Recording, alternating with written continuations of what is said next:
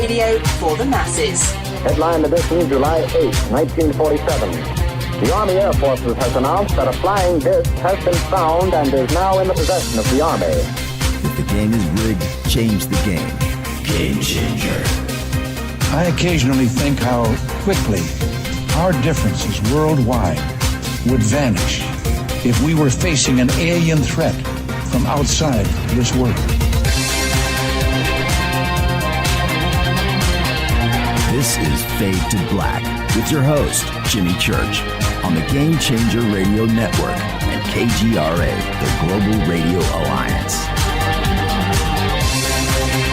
I need your help to get to the year 1985. You're listening to Fade to Black with Jimmy Church on the Game Changer Network.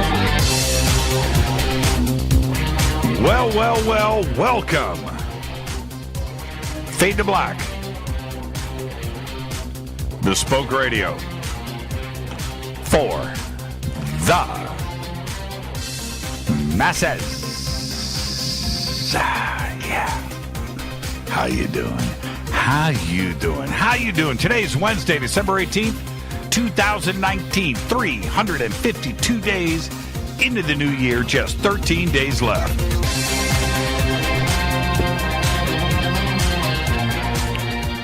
We are live from a bunker somewhere in the middle of beautiful downtown Burbank, California, and I would like to welcome everybody listening all around the world, all across the United States. Hither and thither, to and fro, back and forth, up and down, east and west, north and south, far and near. This is Fade to Black for KJCR, the Game Changer Network, and KGRA, the Planet. I'm your host, Jimmy Church. What is cracking, everybody? How you doing? Crazy day, huh? Yeah, man. But none of that matters because tonight we have two very special guests. Marc Cushman is here. It's going to kick things off at the bottom of the hour. Later on tonight, we will be joined by Vic Mignogna, Captain Kirk. That's right. They're both here for our Star Trek special event. Tonight, it's Star Trek. Marc Cushman. Marc Cushman is the author of These Are the Voyages, and the companion audio book is produced by Vic Mignogna, which documents the making of the original Star Trek. Tonight, both Marc and Vic, with both of them, we are going to discuss Star Trek, the history of science fiction on television, including the continuing of Star Trek beyond the original series and scientific achievements, which came out as the result of the series, such as, cell phone design, PCs and the internet, CAT scans, MRIs, and sensor eye automatic opening doors. Of course, we accept it all now, but we know what the progenitor was. Marc Cushman is an author, and he lives here in Los Angeles, and he's a screenwriter, and he's a director. His television credits include Star Trek: The Next Generation, Beyond Belief, Fact or Fiction, and Diagnosis Murder. His feature film credits include Desperately Seeking Paul McCartney, great movie, The Magic of Christmas, and In the Eyes of a Killer. We'll get to Vic in the next segment when he gets here, but right now I would like to welcome, for the first time to Fade to Black, Marc Cushman. Marc, good evening. How are you? Hey, Jimmy, I'm good. I want some of that Fade to Black coffee I was hearing about. Man, if you come to our Christmas party next week at the Rainbow, you know where the Rainbow is. Day after Christmas, man, if you head off the hill, come down to Sunset Boulevard. I'll get you all the Fade to Black blend you can drink. Okay. Is that a deal? That may be worth the drive off the mountain, yeah. Absolutely. Well, listen, Marc, as a first-time guest, you get the first-time guest disclaimer. Now, you won't have it the next time you're on the show, but you get it tonight, which is this.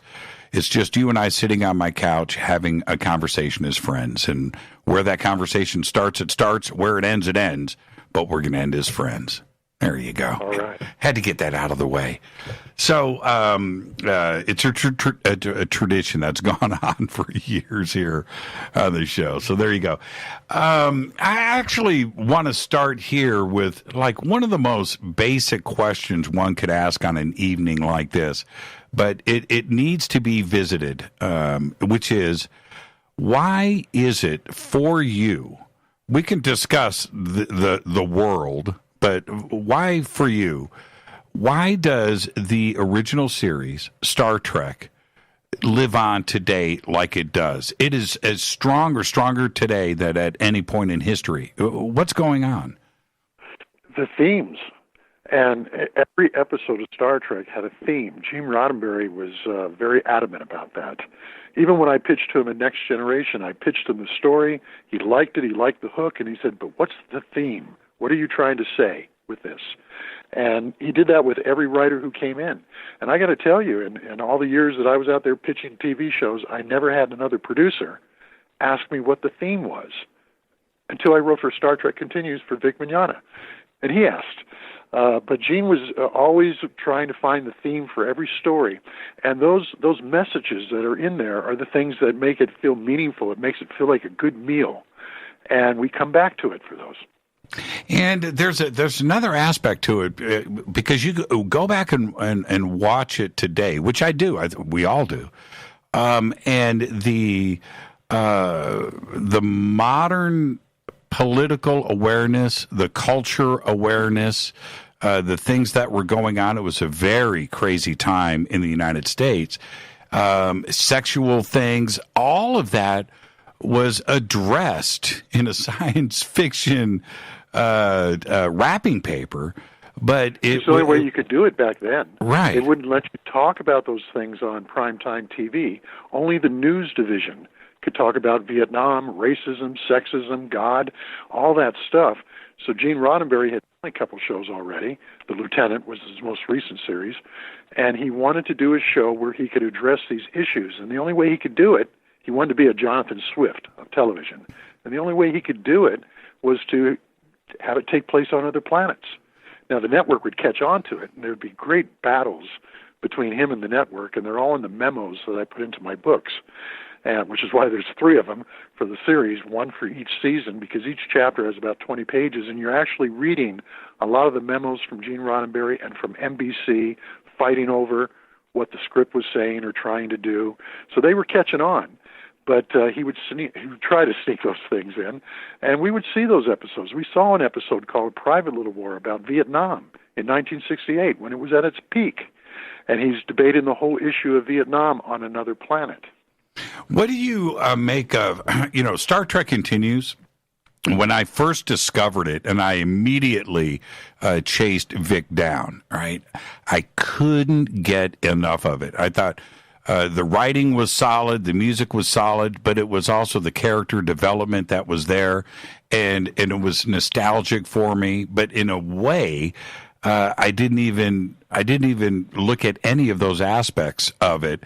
I just felt like I was getting Star Trek Continues, right? I was actually getting the original series. And before, I want to come back and visit that for a second, but I have to bring up the Orville. And I'm sure that you've watched it, but do you get the same vibe from the Orville, the same types of approach to it that is so enduring about the original series? I do. And that's because Steph MacFarlane is a big fan of Star Trek, and so is Vic Mignogna. And what Vic wanted to do was do the 4th season of Star Trek. It was supposed to be a 5-season show. That's why it always said 5-year mission. Mm-hmm. They were trying for 5 years so they could have a good syndication package, and they got cut short after the 3rd year. So Vic said, I want to do what happens between that last episode and Star Trek the Motion Picture, and show us what goes on with those characters and how they make that bridge. And he really approached it with the right attitude. He brought me in to be a story editor to kind of ride the scripts, because I'd read all the memos. I knew Gene, I knew Dorothy Fontana, John D.F. Black, Bob Justman, all these people. And I knew what they would say about each script. So I could give him the memos for those, and I wrote an episode for the show as well. And we did stories that were about the characters. And that's the great thing about science fiction, is you can look at the human condition, and you can look at what's happening right now on Earth by looking at it through alien eyes. I mean, Spock, looking through his eyes, we were really able to examine us. With all of the follow-up series that came out, so many of them, the great divide in Star Trek fans between the original series and everything else that followed is something that I find fascinating. And I never quite got engaged in all of the new stuff, and I don't know why. I can't put my finger on it. It's slicker, it's better, it's produced, it's great. There's character development, but I can't seem to get into it. And then when I bring up the subject, I might as well be talking about religion, right? The tempers flare. The dedication is amazing. Well, you know what the first series had, and they kind of lost it. Not entirely, but enough to where we noticed. The first series had great conflict, and that's the key to any drama, is you had the conflicts between the characters, not just with the aliens they were meeting or whatever, the Klingons, or later in Next Generation, the Borg, but Kirk was a swaggering captain. You didn't question him. Sometimes he needed to go to McCoy and say, I don't know what I'm doing, what if I'm wrong? But when he was on the bridge, he's in command, and if anybody challenged him, he would chop them down. So you had the conflicts between him and Spock, between him and McCoy. You had the conflict between McCoy and Spock, and that's the spark of great drama. It's just like doing a show like All in the Family. You put Archie Bunker and Meathead in a room, and the dialogue practically writes itself. Well, it did that with the original show. And when we were doing Next Generation, it was difficult because Gene had decided that by that time, now this is 200 years beyond the first Star Trek, that mankind is going to get over their petty differences. And so all the characters liked each other. All the characters got along all the time. And it was difficult to come up with inner drama and inner conflict with those characters. We tried, and sometimes we succeeded. But the first show was just a wonderful place for a writer because it was all there. Were there restrictions on subject, whether it was racism, interracial relationships, politics?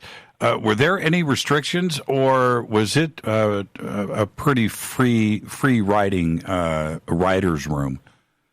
Very free. And I can speak for the first show, too, even though I was a kid when it was on, because, as I said, Gene Roddenberry gave me access to all the show files. Right. And I went through all the memos, and he had files on every episode. So you could see the conversations. You could see what they were thinking, what they wanted to say, what they were fighting against the network to be able to say. And so NBC had the restrictions. But Gene Roddenberry did not. He wanted to bring that drama to the screen, and he wanted to delve deeply into the characters. Now, in the later shows, you didn't have the restrictions anymore, but unfortunately, when you have crew and they all get along, you know, you're not going to have the fights and the disagreements that you really like to have as a writer. Now, this has been debated for decades, but certainly you have insight and opinion. Why cancel the show? Because of those conflicts. A lot of people thought it was the ratings, and that was the folklore for almost 50 years, 45 years or so. Right. When I did my books, we actually went to Nielsen, and we licensed all the ratings for every single episode. And we were stunned that they were much, much better than we were ever told.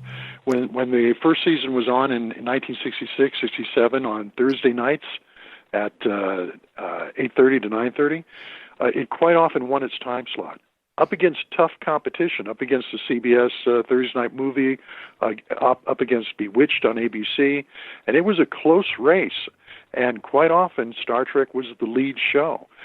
So it was doing well for the network. Now, if you look at the overall week, you'll see Star Trek in at around number 30, 35, or whatever, but that's out of 90 TV shows, and it's up against tough competition. But it gave the other networks a bloody nose. But NBC wanted to take it off that first year because Gene was doing stories that just pushed it to the limit.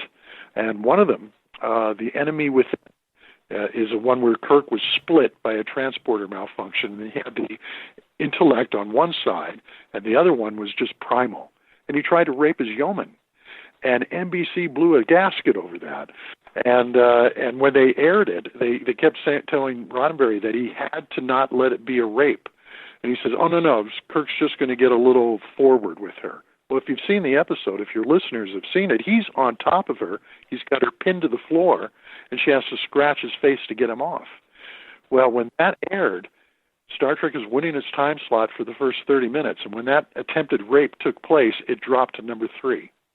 And NBC sent him a memo the next day saying, we will not rerun this episode. Don't ever do this to us again. It's in the book. You can read it.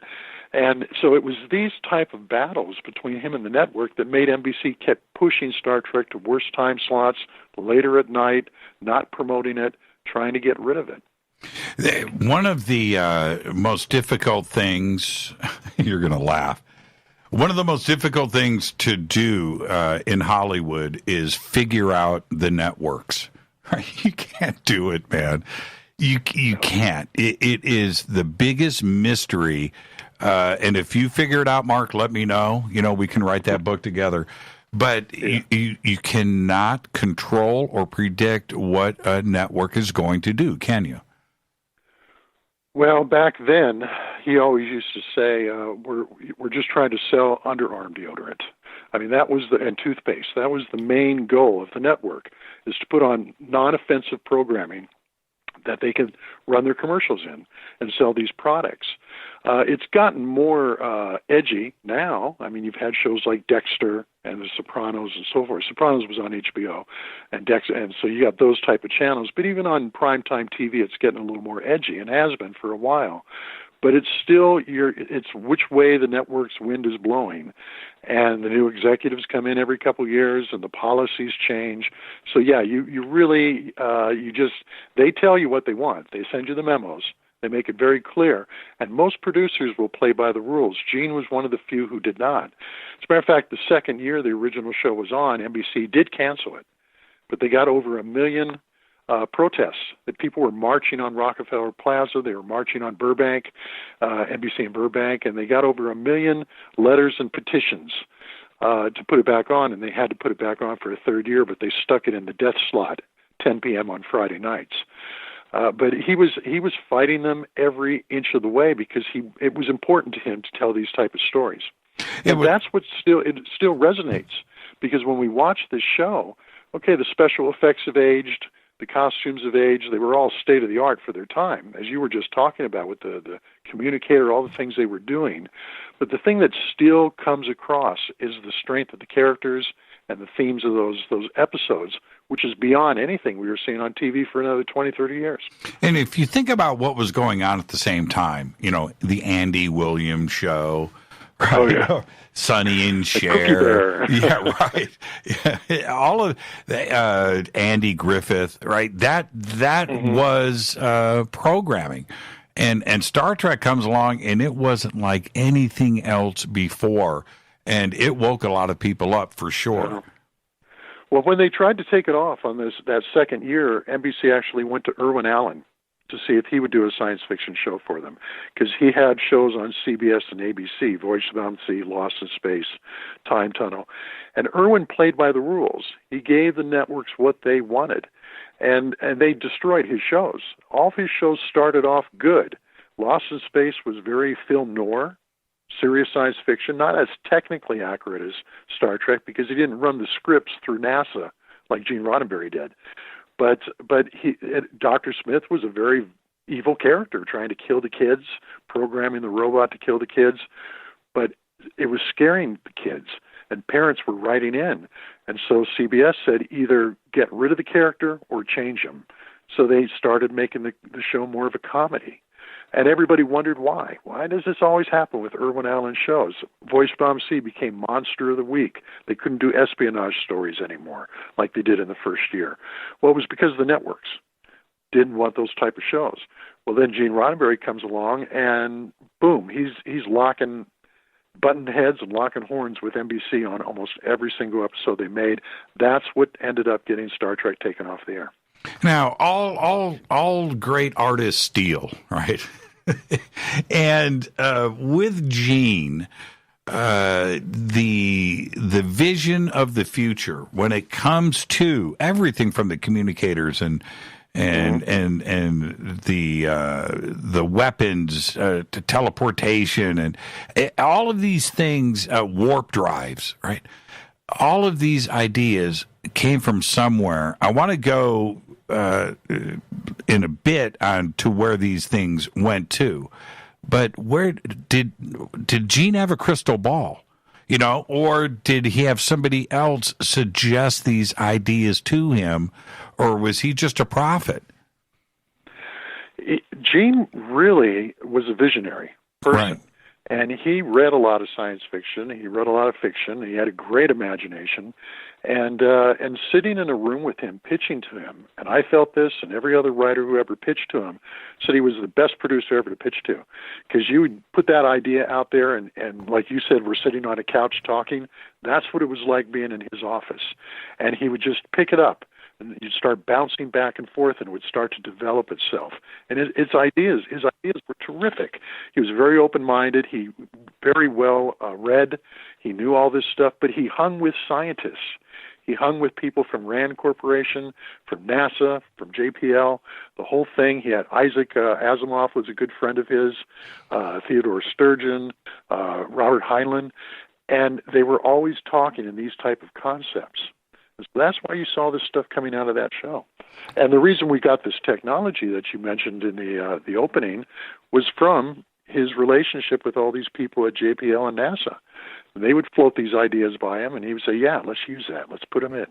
Well, we know so much about the way that Kubrick and Arthur C. Clarke, brought in the NASA consultants, and everything was rinsed through that and filtered and approved. Kubrick wanted that standard. And you just mentioned that Roddenberry was doing the same thing with NASA. Was it because he wanted to make sure that it would not only hold up for the audience, but under scientific scrutiny too? Yes.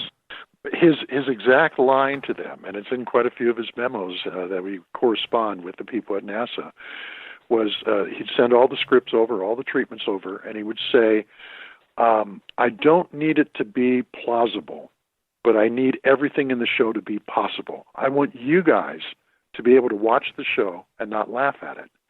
So everything you saw in Star Trek was possible. They said, we can't do this now, but we think in 200 years, 300 years, this will be possible. And so there was science backing everything up. What I find interesting today is when I speak to a physicist or I hear a physicist say, or a scientist, where they're working on these developments, and they go, well, I watched Star Trek when I was a kid. Right? And I wanted to build a warp drive. I wanted to build a transporter. I wanted to build, and how rewarding that must have been for Roddenberry, because he literally created a generation of free-thinking kids because of Star Trek. Well, the guy who invented the cell phone for Motorola, he designed it. He used Kirk's flip-open communicator as the prototype for that. You remember, if you're anywhere near my age, and if you went into a Safeway, you stepped on a mat, and that made the door open. Star Trek came on with the sensors that would make doors open, and now we have them. Things we just take for granted now that we have. Spock's computer became the Internet and the PC. McCoy's scanner became the MRI and the CAT scan. The first time we saw DVDs and CDs was on Star Trek. And Bluetooth. Uhura had one screwed into her ear, and Spock had one screwed into his, the Bluetooth. And that was another 35 years before we saw those, but it was on Star Trek. Now, you said, everybody borrows from everything else. Well, the first time you saw a transporter, I believe, was in the movie The Fly with David Hedison. And a fly got into the transporter chamber with her, and he became half man, half fly. But it hadn't been on a TV show. And the reason they came up with a lot of these ideas or decided to do it was budget. They couldn't afford to land the Enterprise on a planet every week, and it would take too long. He thought, if we could beam them down, that'll get us into the story so much quicker, and it'll save us a lot of money. That's the same reason why you would build a transporter today. I wish they would build one today. Yeah, boy, we could get around L.A. so much better. Oh, man. And this is what's really, really funny. Tell me that you didn't, every time you flipped open your Motorola Razr, that you didn't think you were Kirk, right? Oh, yeah.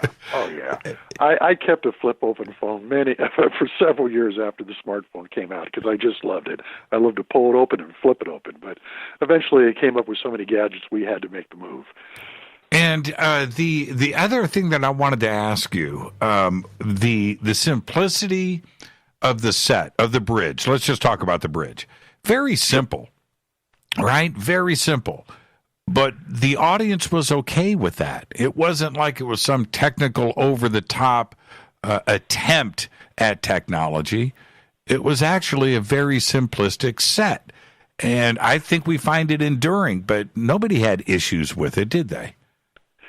You know, every guest star I talked to, I interviewed everybody for these books. They were all the guest stars, and they would say when they came to that set, they felt it was a set that had been stolen from a motion picture, because for television, it was incredible. And the bridge was built into 8 sections, like a pie, wedges of a pie that you could pull out so they could move the camera in and get different angles, and then they would push that wedge back in. But all these wedges were hooked up to electricity, all the flashing lights, everything you had. So, and it was split leveled. So it was really pretty sophisticated for 1964 when they did the first pilot, and 66 when the show went on the air. We hadn't seen anything quite like that on television. Now you can look at it and think, okay, it's pretty simple. We've seen a lot of science fiction movies in the years that have come. But for then, when that show premiered, I hadn't seen anything like that. I was blown away instantly. Now, before we head to the break, I just wanted to ask you, do you have a favorite episode? Oh, yeah. What is it? I have This Side of Paradise, I think, may be my favorite episode, and you may have a clip for that. Dorothy wrote it, and she's on there talking about it for the audiobook. It's because that's the one where Spock gets shot by spores and he falls in love, and which he hadn't done before on that show. Leonard Nimoy was very nervous about that because he had just gotten a hold of the character, and now in the first season they're doing an episode where he's going to fall in love. But every episode of Star Trek was about Kirk. He's the storyteller. He's doing the captain's log. And in Gene's memos, he always said, you've got to make it about Kirk. And even when you have an episode like that, which seems like it's about Spock, it's about Kirk. They all leave the ship. He's left alone on the Enterprise, and he has to figure out a way to get them back. And so he was the driving force behind that. So when you see that, you've got great drama. You got those conflicts. What's he going to do to get the crew back? You're seeing Spock fall in love, and that poignant line at the end where he turns to Kirk and he says, for the first time in my life, I was happy. There are so many lines, things that come to mind first. I've got to take a break here in 15 seconds. But, Captain, can you beam us up a warm cup of coffee? Things like that just stick with you over the years. Let's take our break right here. This is Fade to Black. I am your host, Jimmy Church. This is our Star Trek special event, and tonight we have both Marc Cushman and Vic Mignogna are both here. All right, Vic's going to join us at the bottom of the hour. When we come back, we're going to talk about DC Fontana. We're going to play some, you know what? We'll talk about this after the break, but I've got a couple of clips, and DC left this earth last week. So we'll talk about all of that when we come back. Stay with us.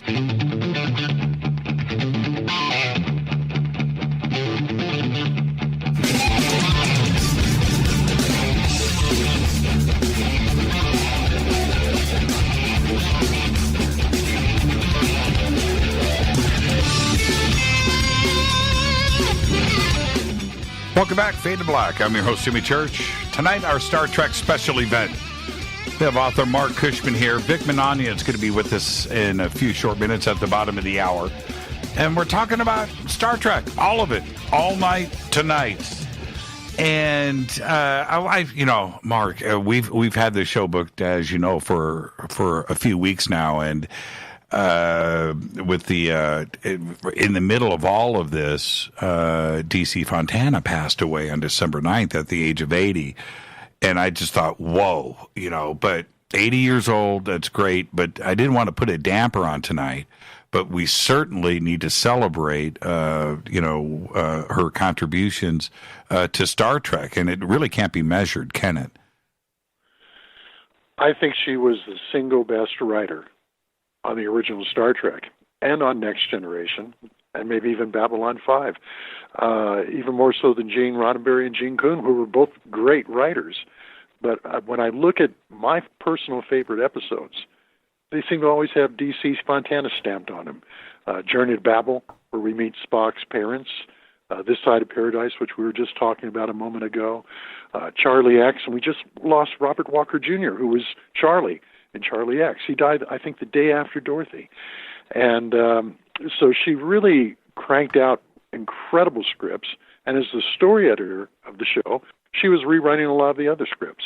So her stamp is definitely there in that series. And then she continued on with the animated series, Next Generation, and beyond. And where did her foundation for science fiction come from? She started writing Westerns.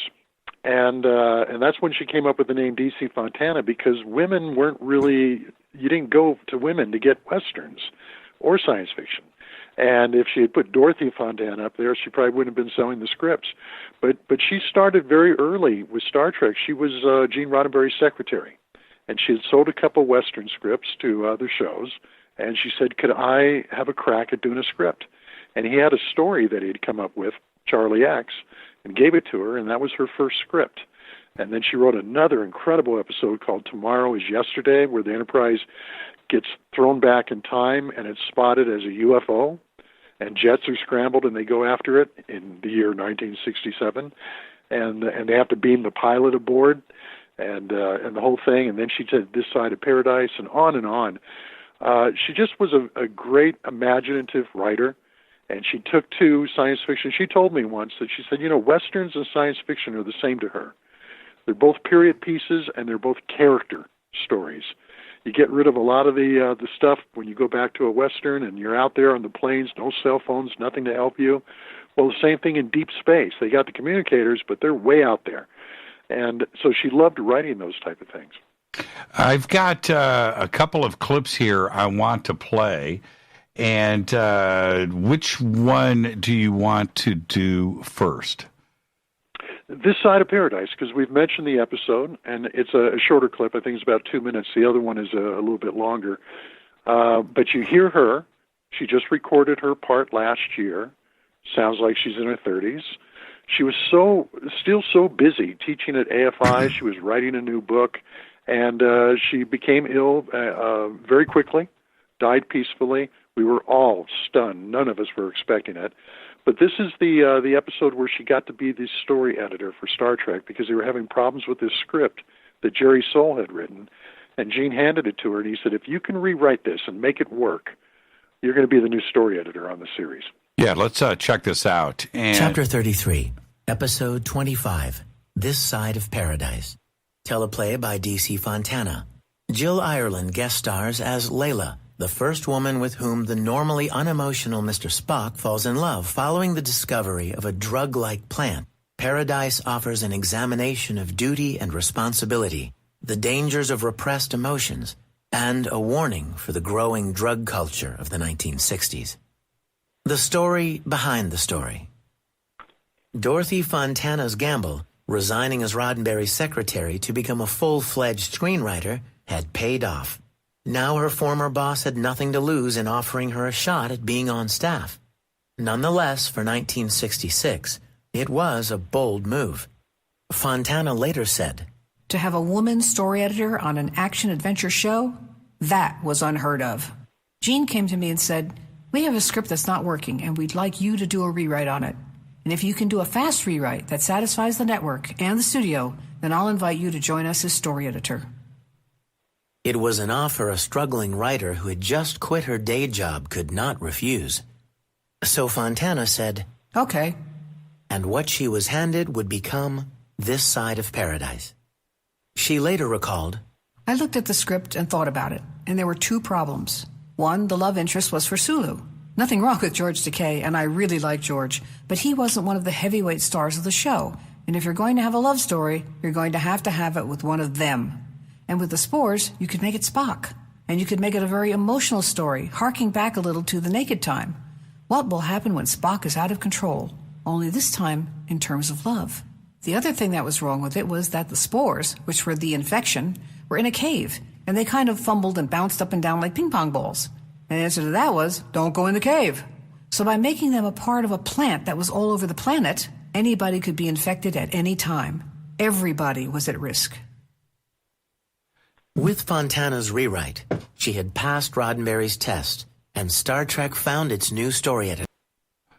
You know what is fascinating about that is that when most people watch a series, certainly with Star Trek, it's there too. But when they watch a series, they don't understand how much thought is going into a script. It's not easy to do, and it needs to be done the correct way.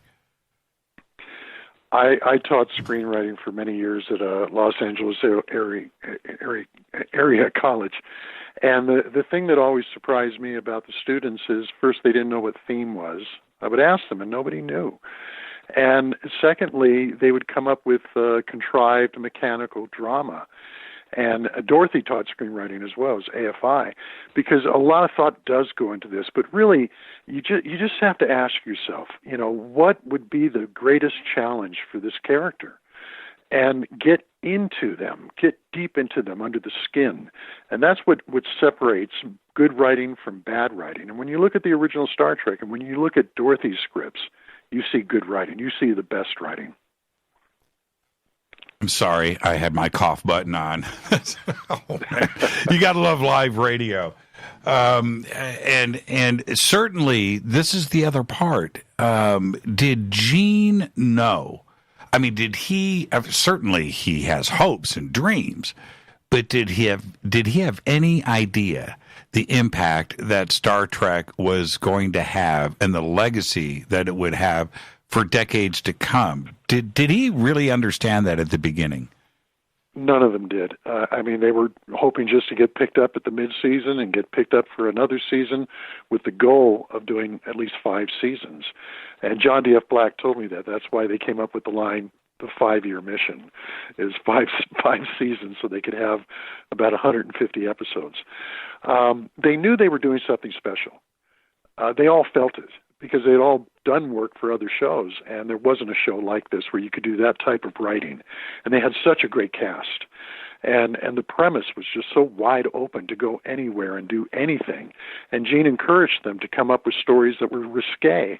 So they knew they were doing something special. But would it catch on? Would it last? They had no idea. And all of them were surprised to this day. When I would sit and have dinner with Dorothy and we would talk about it, she was just surprised that the legacy continued and that there's another series on now, Discovery, Star Trek Discovery. None of them predicted this.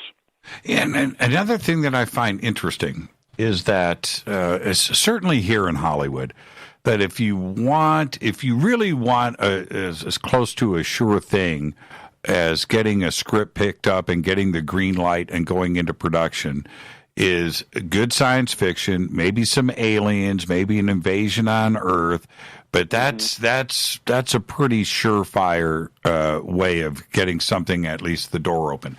But if you replicate the hero's journey and do a Star Trek like picture or film or TV series, it works because it's the audience gets that idea. And I don't want to say that go out and clone something, but Star Trek had all of those elements. It had the hero's journey, it had the character development, and it was well written. Don't fix it if it's not broke, right? Right. Well, Gene based Star Trek in a way on 2 things. One was a movie called Forbidden Planet. Yep. which is just an amazing movie. And if you think about it, that could have been an episode of Star Trek, but it came first. And the other thing was a book series called Horatio Hornblower, about a British naval officer back in the days of the high-mast ships going out into oceans that hadn't been explored before and islands that have never been visited before, and fighting pirates and the French and whoever and the Spanish. And so he thought, let's take that premise and put it in outer space. Now, Irwin Allen was pretty imaginative, too. He looked at Swiss Family Robinson and said, let's make it Space Family Robinson, Lost in Space. He looked at The Time Machine and said, let's do Time Tunnel. He looked at Jules Verne and said, let's do Voice Bomb the Sea. So, but with Gene, he wanted to do more than just entertain. He wanted to educate, enlighten, and look into the future. And as you said, the crystal ball. But the crystal ball was all of his friends from NASA and JPL. So with that premise, I can't think of one. If you do, please tell me. But I can't think of a TV show that had such a wide-open premise where you could go anywhere and do anything. But the real magic of it was that the Enterprise was out where no one had gone before. No man had gone before. And so they couldn't just pick up a phone and say, hey, we need help, we need backup. They're out there. And matter of fact, they always did things where they said subspace radio, it would take a week to get a reply. So it was always on Kirk's shoulders to make decisions. And that was, we had not seen something like that on television for sure. When I was a kid and I would watch a specific episode and they would pull up, oh, this is an uncharted planet, right? This is I would always hear that statement and think to myself, how could everything be undiscovered? How could these be uncharted? That is a vision of the future for Gene and for DC that is spot on.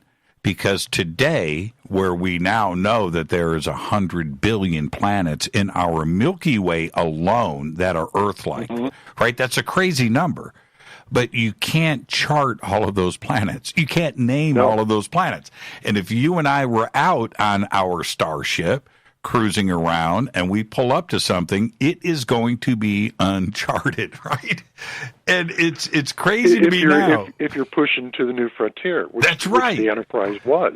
It wasn't guarding the Earth. It wasn't sitting back in discovered territory. It's out on the actual edge of the frontier, going further and further out there. And as you said, those numbers are true. And those are in the proposal that Gene wrote that sold the series to Lucille Ball, and then she sold it to NBC, Herb Sala, who worked for her, is that you have millions of planets. And so even if you think only one out of a million, you have billions. So if only one out of a million could support life, you're still going to have thousands and thousands of planets that could support life. So that he said, we can go anywhere. Didn't Gene, I could be wrong here, correct me, but didn't Gene have the Drake equation in that original pitch? Yes, absolutely. And that's what perked up everybody's ears, is they saw the potential. Other shows that were on at the time, and excellent shows, but you look at The Fugitive. Well, how many different buses can you get off of, and different towns can you go to before it starts feeling all the same and it feels formula? But this thing, you just keep pushing through that barrier. And isn't that fascinating? Because as adults, we acquire knowledge, right? We understand things now. But this is 50 years ago, right? We are achieving scientific knowledge today at a breakneck speed. But this is the stuff that Gene was basing everything on back then. We know that now, but to have that vision 50 years ago, I think is absolutely extraordinary. He was definitely ahead of his time. And, that's why I wanted to do these books, is because when he gave me access to his memos, and we're talking thousands and thousands of memos, hundreds for almost every episode, and you read his thoughts. He would dictate these things late at night after he got back from the studio. He'd pour himself a drink, light a cigarette, pick up the dictaphone, and he would start making up a story. were giving notes on a script that had been written. And when you read his words and his ideas in these actual memos, it's quite staggering. And the same thing for Dorothy. And the same thing for Gene Kuhn and Bob Justman and all of them. But Gene was definitely the visionary, and he was leading the charge. As a writer of science fiction, and certainly you followed everything that went down in the late 60s and early 70s with, the Apollo program and exploration and future bases on the moon and hotels, satellites, and a Mars base, and everything was the flying cars, right? Everything was the future. And then the brakes got put on everything in 1974, and everything came to a screeching halt. Did you ever think that we would not have returned to the moon, and it would have taken until 2024 to do this? No. Yeah, I know. It's amazing. And, Trump seems to be determined that we're going to get back out there. He's kind of doing what Kennedy was doing, and wanting to get it back on track. So we got to give him some credit for that, whether you like him or not. But it just became dormant. And I understand why. The country went into a recession. Everybody was worried about money. There were so many problems here on Earth that the attention came back here. But that's one of the problems. I think one of the things that united the world, the entire world was united in August of 1969 when man first walked on the moon. And people were watching it all around the globe. And when Apollo 13 was in trouble, people were watching it all around the globe. And you had people in China and people in Europe and people in Japan all worrying about these astronauts. And it took people's attention off of all of our bickering and all of the things that go on here and put it out there. And I hope we can do that again, because we need to more than ever. I wish we had Gene here.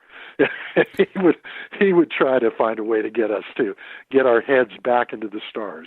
Well, there is something that I find very interesting that's going down today, and I cannot help but think of Star Trek every time I hear this, and which is the Space Force.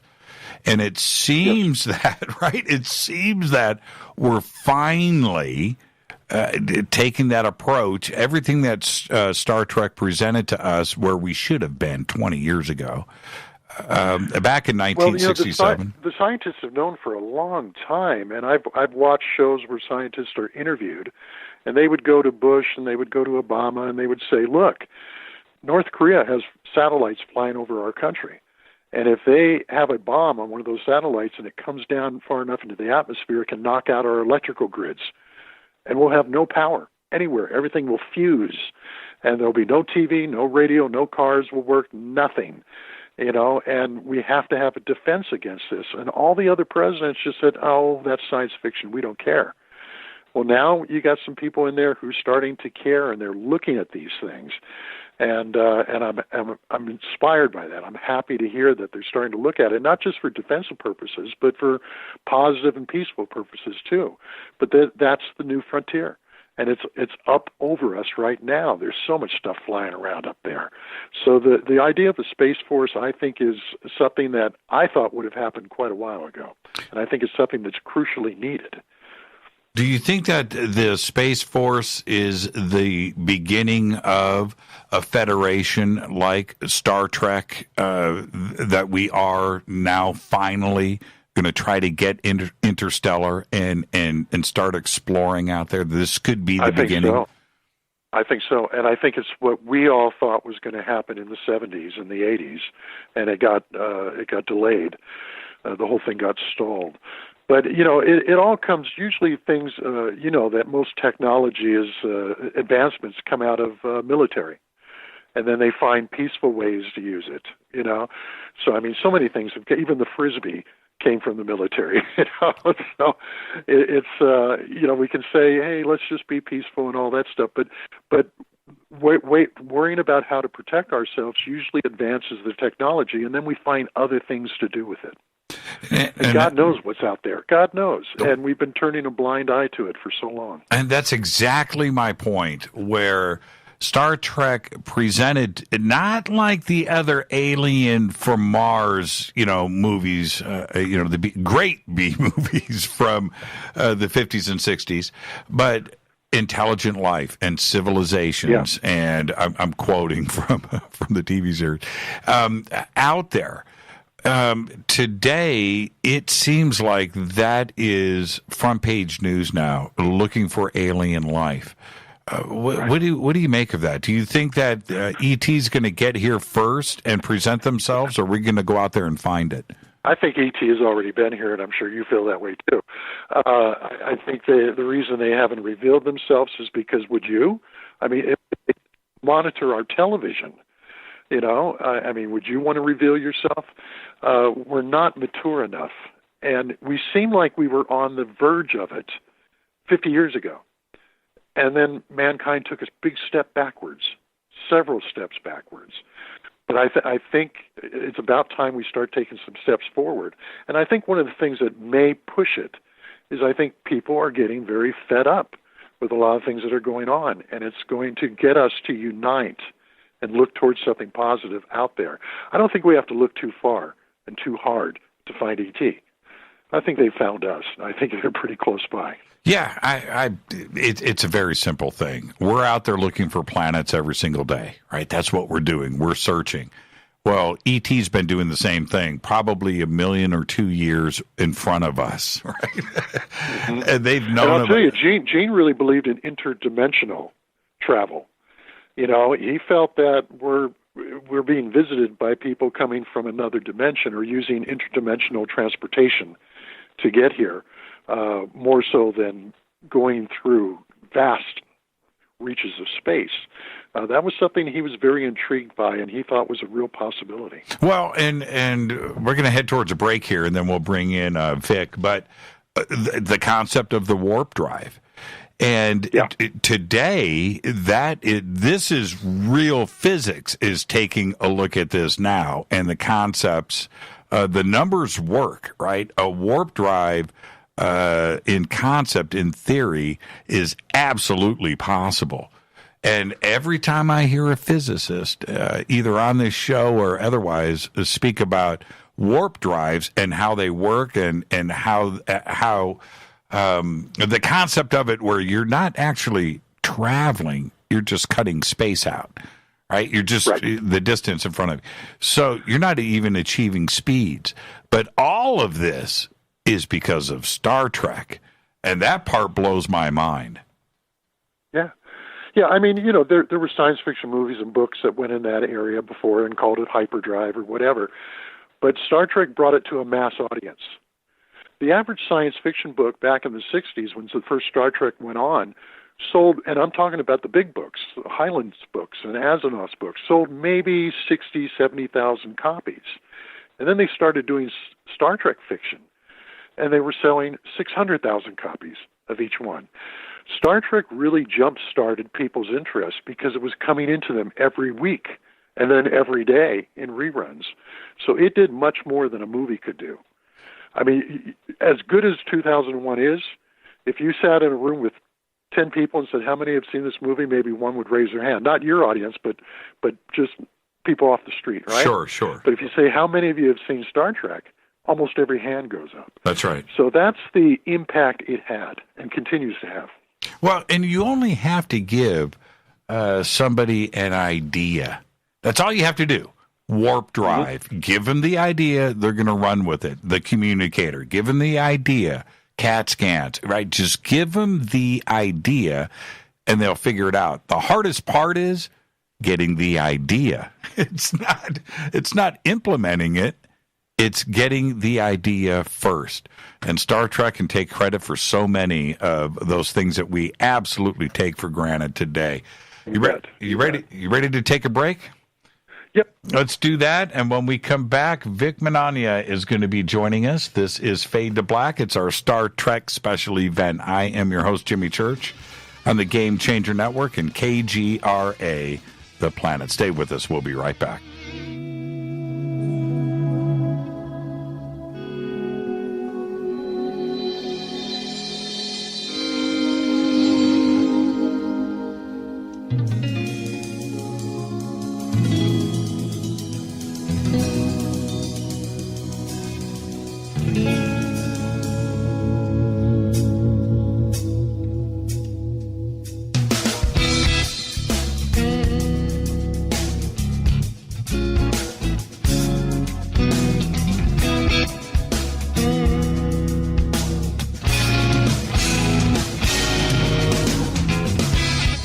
All right, welcome back. Fade to Black. I'm your host, Jimmy Church. Continuing our Star Trek special event tonight. Vic Mignogna is a veteran voice actor for more than 300 animated series and video games. He's also a longtime music composer, producer, and performer, and the executive producer of the highly popular web series Star Trek Continues, where he plays Captain Kirk. I would like to welcome back to Fade to Black, Vic Mignogna. Vic, how you doing, man? I'm doing good. How are you, Jimmy? It's great to hear your voice, and I was just sitting here thinking during the break. The last time I saw you, we had dinner at yes, we did, up on Ventura Boulevard. Yeah, Jerry's Deli. That's right. Yes, Jerry's Deli in the hood. Great. In the hood. Great to have you back, and I want to let everybody know that Vic is a very serious working actor, and right now he's in Texas.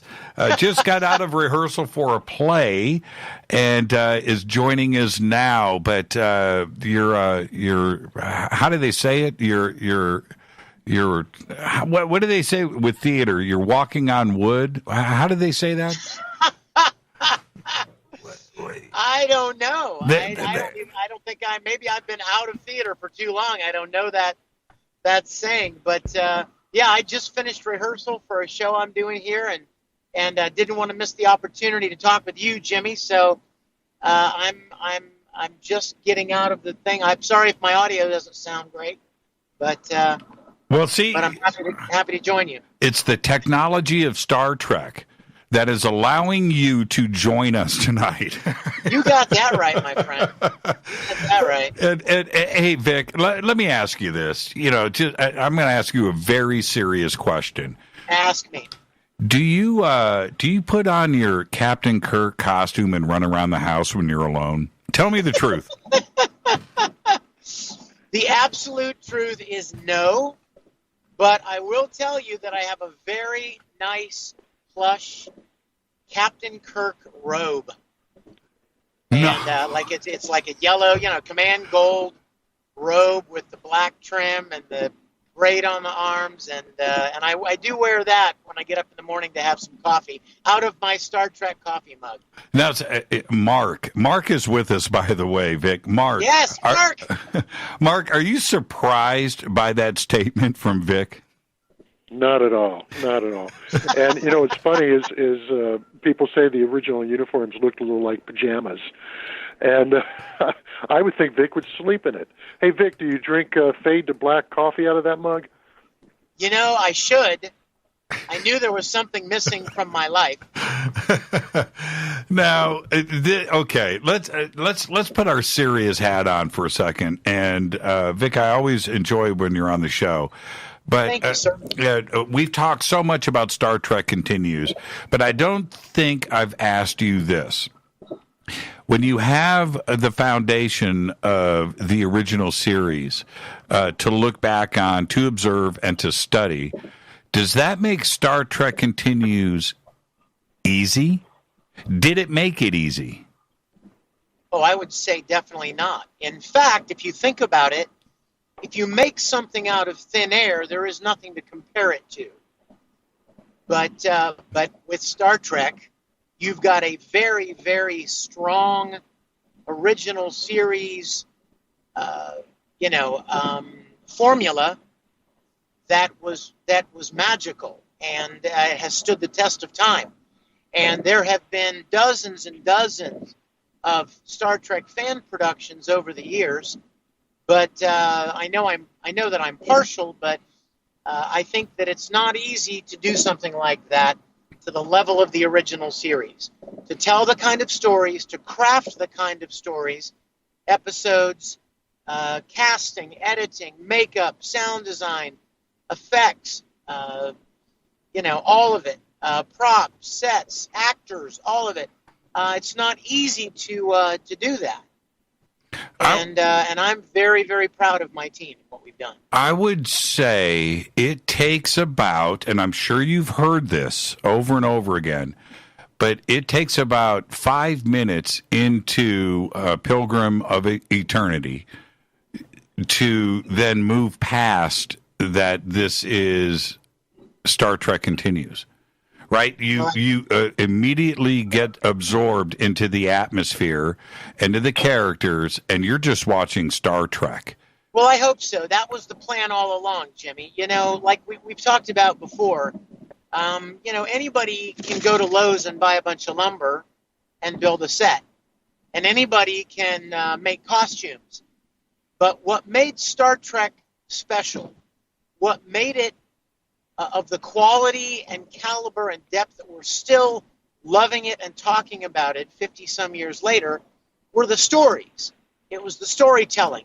It was the crafting of a thematic morality play in a very creative, imaginative sci-fi setting. And when you set the bar that high, it's not all that easy. And when I created Star Trek Continues, I thought I don't want to just make another Star Trek fan production. I want it to be the kind of quality storytelling that I remembered and loved so much about the original series. And I'm so gratified when so many people say, "Oh my gosh," like I feel like I'm watching episodes that were locked in a vault 50 years ago. And let's talk about Captain Kirk for a second, and because Shatner is one of the most imitated voices out there. His cadence, and it's always good for a laugh. And when somebody does it well, we appreciate it, and it's so recognizable. Your approach, and this is my opinion, but your approach wasn't to do that, but yet you kind of did. Right? There's something. And it's not a criticism at all. What I'm saying is, we accept you as Kirk, but you're not doing Shatner's Kirk, right? Was that conscious? Well, here was my approach to it, Jimmy. My approach was, I love Bill Shatner, and I love Captain Kirk, and the last thing I would ever want to do would be for someone to think that I was mocking or satirizing or somehow doing a parody of the Shatner cadence of speech and movement and gestures. So my goal was to make people feel like they were watching a continuation of the original series, had it never been canceled. So my goal for myself, as well as the other actors who were playing all the other iconic characters, was to do our best to play them honorably and authentically and not do some stereotype of the characters. A lot of the characters have had their own stereotypes. George Takei has been stereotyped over the years, and so has Scotty. Doohan. Yep. And DeForest Kelly as McCoy, and of course Shatner. But I didn't want anybody for a minute to think that we were making fun of them. The best observation that I hear from people is when they say, "I feel like you weren't imitating Shatner, you were channeling him." It was more subtle, as it was intended to be. And I think I told you this before. When we would shoot episodes, I would pull my first AD aside before we would take a scene, and I would say, "Now, Scotty Whitehurst was our AD." Oh, did we just lose him? I think so. Oh. Well, it's that Star Trek technology. He's on another planet. It's a long ways away. I don't know about you, Mark, but I was on the edge of my seat. Okay. I can finish that story because I had that conversation with Vic, and we'll get him back in a second. But he said, if I'm laying it on a little too heavy, let me know. Give me a signal. Let me pull it back down. And when you watch that show, I mean, Vic isn't like doing an impression of Bill Shatner, but the way he'll turn, the way his posture, the way he'll look through the camera or right by the camera, you get that Bill Shatner thing. And they put that little cut of light across his eyes a lot of times. So you do feel it. And that's one of the wonderful things. We did a very interesting screening. We showed Mirror, Mirror from the original show. And then we showed Fairest of Them All, which picks up the story right at the end of Mirror, Mirror. And so we showed the first episode. We went into an intermission. Everybody came back and got in their seats, a few hundred people. And we started the second, the fairest of them all. And most of these people had not seen Star Trek Continues. And there was a gasp in the room because the lighting was the same, the sets were the same, the music, everything was such a perfect match. But the talent was so superb. At first you say, well, that guy doesn't look that much like Nimoy or whatever. But after, as you just said, Jimmy, after about 5 minutes, the suspension of belief is gone. You're just into it. And you're able to just accept it because they are channeling these characters, and the writing is just key, and it's right on the mark. We have Vic back. And Vic, it's talking about the channeling aspect of this. If there's one thing that you dialed in, though, was Kirk's sarcastic wit. You laugh, right? Sarcastically. But that's not an easy thing to do. How did you approach that part of it? Because it's comedy and drama and sarcasm in storytelling. You know, it's funny you should mention that, Jimmy, because most Star Trek fan films miss. That's something very, very, very much a part of the original series that a lot of fan productions miss, and that is the humor. The humor and the sarcasm and the subtlety of the characters. Spock is more than just saying that's illogical or fascinating. And McCoy is much more than saying he's dead, Jim. Right. And, Scotty is much more than, I cannot do it, Captain. I need more time, need more power. The characters are more than that. And to get good actors to play these roles, as we did, we were able to, and good writing, by the way, and Marc Cushman here wrote the script for our 5th episode, Divided We Stand, and having people write the stories who know the voices and understand what they sound like and how they relate and interact was invaluable. There's another aspect to this that I wanted to address. I know that, Vic, you and I have talked about it with Star Trek Continues, but it's very important, which is the music. And yes, and the music in the original Star Trek is like the 5th Beatle. And I truly mean what I am saying here.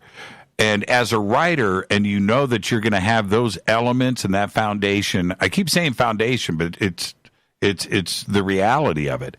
And if you know that you've got those cues and you've got that music to back up your storytelling, it's all good. Oh yeah, right. Yeah. Let me tell you, Jimmy. I have been involved in music twice as long as I've been voice acting. Since I was about 17. I started writing music and singing and playing the piano and composing, and I loved the music from the original series. And whenever we would shoot an episode, I had already in many, many cases picked out the exact cues in my mind that I wanted to use to punctuate the scenes. And that is so very important. Knowing the mood and the flavor and the tone of what you want to communicate emotionally and being able to find just the right music cue and then being able to edit and manipulate that cue to match your scene the same way that the music editor in the original series would have done, because as you know, they didn't write original music for every episode. They would often regurgitate cues from previous episodes, and they would have to find just the right emotional tone for the scene. The tempo. And yes. And I hope this doesn't sound cocky, but music is my thing. And I feel like I have a really good handle on choosing the right music, knowing how to adjust it and edit it to match the scene and the beats of the scene and the character's reaction just right, and then as you may or may not remember, Jimmy, on our fourth episode, a gentleman contacted me who teaches composition at the Juilliard School in New York City, and he is a huge fan of Star Trek and Star Trek Continues. He offered to write original music for us and even had a full orchestra at his disposal. And so from episode 4 on, we had original music written, composed, and produced with a full orchestra for Star Trek Continues. Yeah, if you go to, I'm going to tell the audience, if you go to StarTrekContinues.com, there's an excellent documentary that Vic put together on the recording sessions with the orchestra, putting the music together. And then that's when it all kind of makes sense to everybody, because you're like, oh, man, this sounds like an orchestra. This sounds like custom stuff. This sounds like, right? And then you watch the documentary, and it's like it all makes sense, of course. Yeah, because, nowadays, Jimmy, most television music scores are done with keyboards and synthesizers. And there are a series of pads and sounds. But back then, there were no such instruments and samplers and digital instruments and soft synths and stuff. So everything was real instruments. So when Andy Farber contacted me and wanted to write music for our series, I thought, well, I would love that, but you can't recreate that with synthesizers. It would have to be a real orchestra. And as luck would have it, Andy Farber had access to a real orchestra, and that's exactly what we got. And his cues sound just like original Star Trek cues, except they're not. They're original. And Mark, when we come back after the break, Mark, I want to talk about Divided We Stand. Vic and I have talked about Divided We Stand quite a bit. It's an amazing episode. But going back to the music aspect of this, now you've also got that to do and to work with in Star Trek Continues. Where did the idea for Divided We Stand come from? Well, I can tell you that very easily. The idea came from the fact that some of my favorite episodes of the original series were the episodes where they went to a period in time, whether it was Nazi Germany or ancient Rome or the Depression, whatever. I loved those episodes, the gangsters of the 20s. And so I started thinking one day, what's a time period they never went to? Well, the obvious answer was the Civil War. And as I started thinking about the idea, I thought, wouldn't it be great if Kirk, who's from Iowa, who would probably be in the Union, and McCoy, who was a Southern gentleman from Georgia and would probably be in the Confederacy, what if we crafted a story where the two of them were in the Civil War and they're best friends, but they're supposed to be enemies? And, and what would that look like? And we fleshed out the idea and gave it to Mark, and he wrote an amazing screenplay. And what I did, Jimmy, was, what we were talking about earlier, about challenging the character, looking at a character and saying, what would be the worst thing that could happen to this character, the biggest challenge they would have, which a lot of writers don't think in that way, but that's the best way to think when you're writing for episodic TV or movies. And I thought, well, Kirk is this virile guy. He's a leader. He stands tall. What if he got shot in the leg and they amputated his leg? And McCoy's there to try to get him out of his depression, get him back on his feet, literally, and so forth. And so by taking Vic's idea of let's go back to the Civil War, and then my idea about putting Kirk into something that he's never had to deal with, can he still be a leader if he only has one leg? And the obvious line was, a man can stand taller even if he only has one leg, if he has a reason, a purpose, and so we went in that direction. Amazing. I think it made a very powerful story.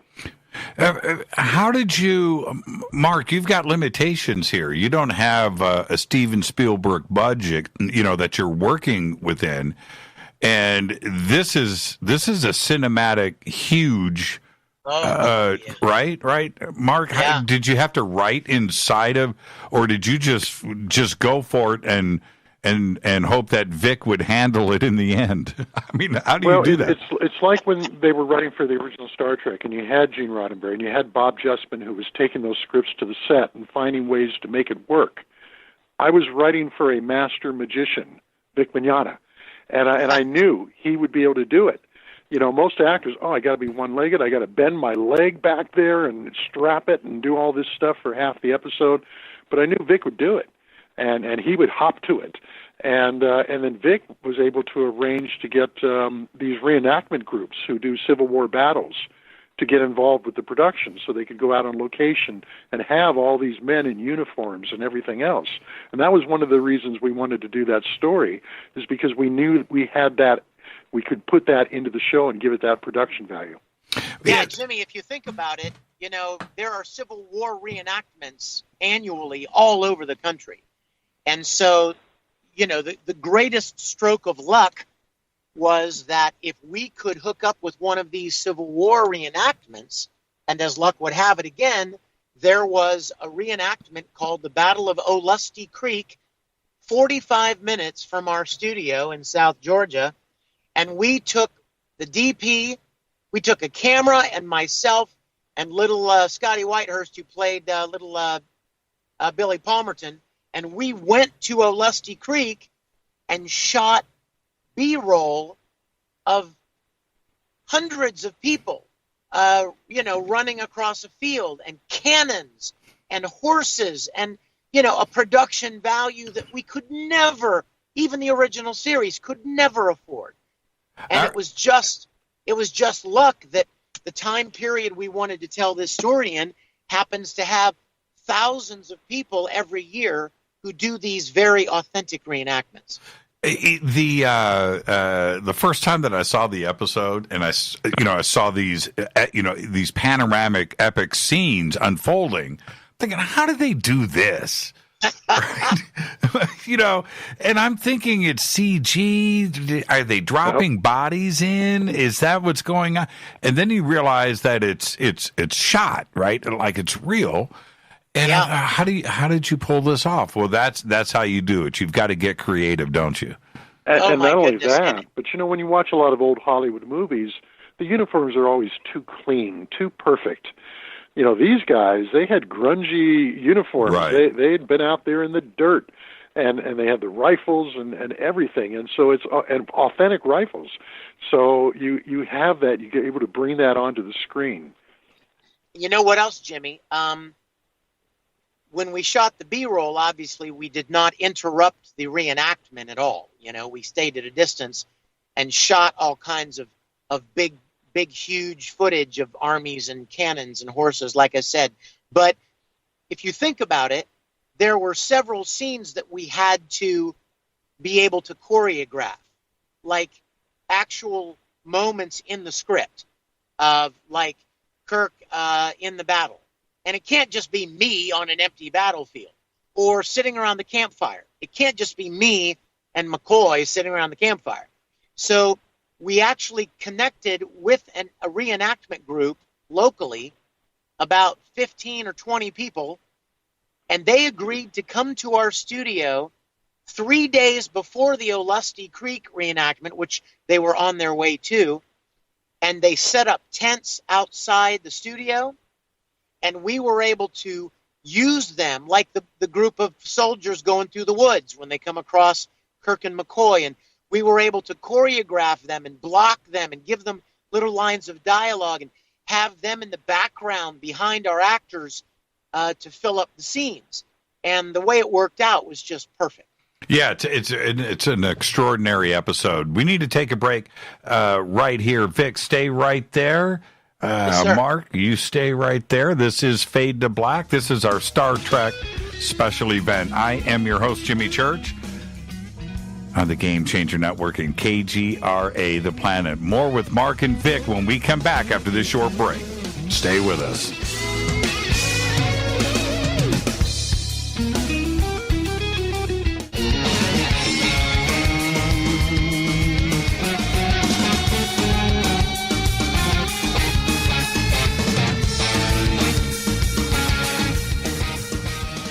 welcome back. Fade to Black, our Star Trek special event.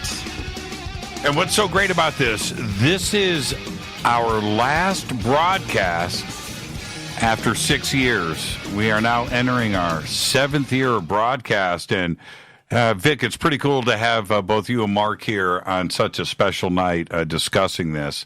And it's pretty cool. You never know what the future is going to bring, and it just landed on tonight. And Mark, thank you so much for doing this with us. Vic, I wanted to ask you this. I hit Mark with this earlier. Do you have a favorite episode from the original series? Oh, man, we lost Vic again, Mark. He's thinking about it. Let me bring him back on. The Star Trek technology is okay. I think we got you back. Vic, I asked Mark earlier. Can you hear me? Yeah, we got you. You can hear us, right? Oh. Can you hear me? We can hear you, Vic. Oh, no. I don't know what's going on. Mark, you got to love live radio. So I'll feel for you. Yeah. I'll feel for you. I have another favorite, Shore Leave. Wait. That was, you just stole, oh, man. I stole your favorite episode? Yeah, Shore Leave was mine. Vic, do we have you back? Okay, I'm going to reset with Vic one more time, and we'll see if we can pull this off. This is technology at its finest right here. Shore Leave, for me, was right there, and I definitely want to get Vic's favorite show before we move on. Let's try to do this again. Okay. Vic, can you hear us? Oh, no. Got me? We can hear you. I'm going to have to text questions to Vic. Wait. That might work. No, I can hear you. You can. Okay. All right. Let's reset. Vic, I'd asked Mark earlier what his favorite episode was from the original series. What's yours? Well, mine's rather obscure. Everybody loves The City on the Edge of Forever and Doomsday Machine and Mirror Mirror and Balance of Terror, but my favorite is an obscure one from the 3rd season called Requiem for Methuselah. I absolutely loved that episode. I don't know if you know the one where there's an epidemic on the Enterprise, and they need a substance called Ritalin to combat the epidemic, and they find it on this planet, and the planet seems to be deserted. But when they go there, they find this man who seems to be living there all by himself, and then he introduces them to this woman who is supposedly his heir, his adopted heir, and they keep finding all of these amazing artifacts around his house, like a Gutenberg Bible, and a Brahms lullaby, and a painting from Da Vinci, and you end up finding out that he was all of these men to history. And the woman who Kirk obviously falls in love with, as you would expect, turns out to be an android, because this man created this woman. He was immortal, and so he wanted to create a perfect woman who would be as immortal as he was, to be his partner forever.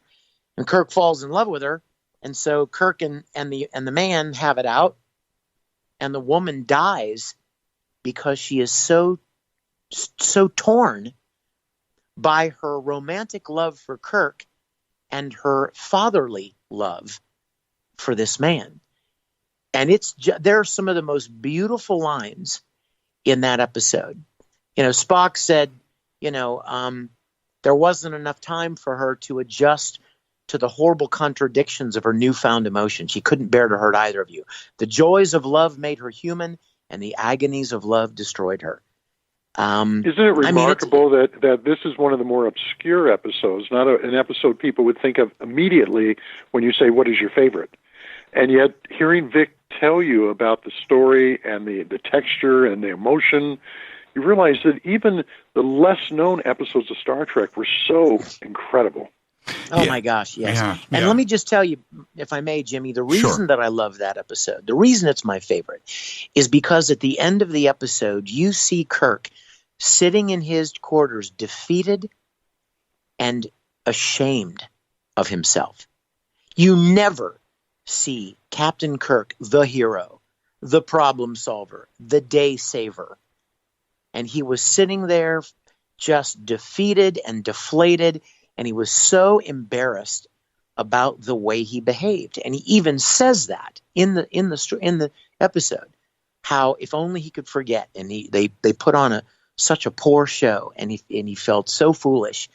And I remember even as a little boy thinking, wow, Captain Kirk is a human just like us. He has regrets and loss and shame for things that he wished he'd have done differently. That episode was actually the impetus for our fourth episode, The White Iris, which explores Kirk's humanity and his regrets and his frailty. It was also a springboard into Wrath of Khan at the end, because in this episode, Kirk is collapsed on the table. He's finally sleeping, and Spock does the Vulcan touch on his head, and he says one word: forget. Right. Yes. Forget about it. Right. Forget the pain. And then they use that in Wrath of Khan at the end before Spock dies, where he touches McCoy's head and he says, "Remember." Yes. Which brings us to the third movie. That's right. So even I don't want to say a minor episode, but one that's maybe not as well known. Look at what it did. There's another way to view Star Trek, and if we go back, I'm going to ask both of you the same question. I'll throw this to Vic first, if you don't mind, Mark. But it's that today, where we have so many films suggesting alien contact, where it seems that humanity is getting acclimated to this possibility, right? So the day that it does really, really, really happen, the shock is not going to be that extreme. And Star Trek and Gene Roddenberry, do you think that that Gene was kind of suggesting to us how to handle alien contact, and when this does happen, the Prime Directive, right? Is this a way to throw a softball pitch, right, to the world, and help us for the day that it actually does happen? Do you think Gene was conscious of that? Mark, do you want to go first? Or you want me to go? Go, and then I have my answer ready. I don't think so. I think that Gene wanted more than anything to make commentary about the things of the day that were going on, issues of the day, political, philosophical, moral, ethical, and he used Star Trek as the vehicle to address those issues. That's absolutely what I personally believe. I think that Gene wanted to believe that in the future, mankind would come together and be unified, and they would reach out into space, unified as one human race, to explore and connect with new worlds and new species. But even in the course of doing that, all of the greatest stories of Star Trek, the original series in particular, were moral stories and ethical questions and social issues. And as I read Mark's book, what a great segue, right, Mark?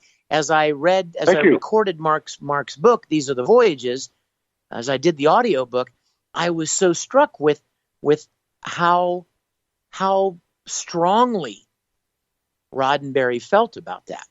How much conviction he had about wanting to tell a certain story or communicate a certain issue or address a certain, topic that was taboo on its face. But by couching it in an imaginative sci-fi setting, he was able to get away with a lot. Yeah, no doubt about that. Mark, what do you think? Do you think that Gene was giving us a little a softball pitch on alien contact and how we needed to deal with it in the future? It depends on the time frame.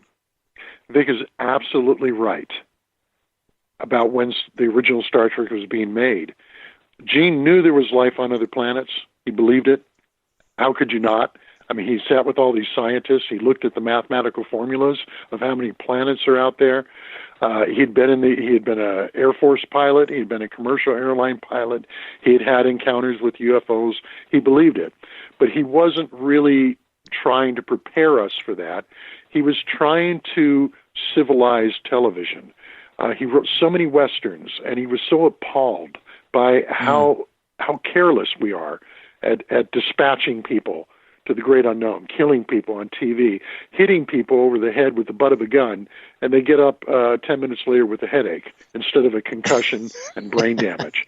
And so he was always trying to put more realism forward in his show and teach us, in watching how they dealt with alien life, how we could deal with life here on our planet, with other countries and races and so forth. Now, but he changed. I have a new book coming out. This is not a plug for the book. This is just to answer your question. I've now done These Are the Voyages 4 and 5, which cover the 1970s. And 4 is out now. 5 comes out early next year, I hope. It's done. Hopefully it'll be in print in about 3 months. And he was doing a project that I cover in great detail in that book, along with Star Trek, the motion picture, and so forth, called The Nine. And he went to New York State and met with this group who believed in alien life and believed that alien life had been here, as most of us do. And they had a channeler. And through this channeler, he was able to talk to the Nine from another dimension who were preparing to come to Earth. And the reason they were hiring him to write this script, this group were hiring him at the request of the Nine, was to prepare mankind for this encounter that was going to come, because they didn't want to come and get shot at with missiles. They knew what our tendency was. So they thought if a movie came out, it would help set the groundwork for them coming in. And in this book, I had the transcripts of him in this channeler, and the questions he's asking the Nine are incredible, and the responses he gets are chilling. And it's a rather lengthy chapter, and I'll just say that much as a tease, but I was very emotionally affected doing the research, writing this chapter, channeling Gene's words through his memos and so forth about this, as he was writing this screenplay to prepare us for this encounter, a third encounter. I have interviewed a few people that were directly involved with the Nine. I bet you have. And this is the thing. We've done a lot of coverage about that, and it's a fascinating part of American history. And it's who was there too. That was you had some of the richest families in America, and industrialists, real players. Steven Spielberg was there, and this is right before he did Close Encounters of the Third Kind. He was there, observing these things and doing research. And the occult aspect of Gene's life, or his interest in it, and he wasn't the only one, right? You can go back to Parsons of JBL and so forth. But there was a real interest and research into this, and the Nine was an extraordinary event, and which ultimately, which came out of that, when you think about the families, the money, the people that were there, they were the movers and shakers of America, and did that have a play in the way things were going in this country? That was a pretty interesting evening that they had there, for sure. And I talked to Susan Sackett. I talked to Gene about it before he passed. I talked to Susan Sackett not long ago, and she's quoted in the book. I talked to Dorothy Fontana about it, and she's quoted because they were so closely involved with Gene through all these years. And they told me that Gene went into these meetings a non-believer, and he came out believing. And yet his questions are so respectable and so well thought out. You wouldn't think he's a non-believer, but he took this job for money. And by the time he came out of it, his feelings had been changed from what he saw, experienced, heard, and the information that was conveyed to him. Yeah, you had one of the big players in this was Arthur Young, right? And he invented the Bell helicopter, right? Yeah. And if you think about, the DuPonts were there, Mary Bancroft, from Dow Jones, right? Mm-hmm. Wow, that's who was there. Did you know about this, Vic? No, I did not. Yet I do want to just interject and say Vic is absolutely right. Everything he said, in the way you asked the question, and you were talking about the original series, Gene did not believe at that point that we had been visited from alien life. He didn't dispute it. He was open-minded about it, but he didn't believe. And what he was writing was to help us get along with each other at that time. And I think that's also one of the reasons why all of the races and quote unquote aliens that they encountered throughout the galaxy. Did you notice, Jimmy, how they're always humanoid? Absolutely. They're always humanoids. They're like us, close enough to us to have problems like we do. Only Kirk and Spock and McCoy and the Federation are able to comment on these issues and maybe help these other civilizations through issues that are very similar to the ones we were dealing with. And there's something that we almost touched upon this. We got past it, but it's this. The concern of the way that, say, Columbus or other invading states would go into other countries and mess up a culture was something that Gene dealt with every time that they did encounter another planet or another culture, not to handle it the way that we did, right? And this was something that I think was pretty out front and was a concern for Gene. Sure, I guess you're speaking of the Prime Directive. Yes. The whole idea of non-interference with the normal social development of a civilization. And remember, Gene had been a bomber pilot in World War II, and he had been a sergeant, worked his way up to sergeant on LAPD. He witnessed the worst of mankind. And that's so when he was doing the original Star Trek, he was trying to help us survive. But by the time he did the 9 script and was going into Next Generation, he changed, because then he really became a believer as far as the fact that we had been visited and what the intent was and how we needed to prepare. Vic, in a positive way. Yeah, Vic, I wanted to ask you, because you've done so much research into the original series, going back and doing the companion audiobook, and now you're now you're going really deep. What did you learn from doing the audiobook that you didn't know before? Oh, my goodness. When you thought that you thought you knew it all. That would be a whole nother show, Jimmy. That would be a completely separate show. I learned so much about the making of this show and the people that made it, the struggles they encountered, the challenges they overcame.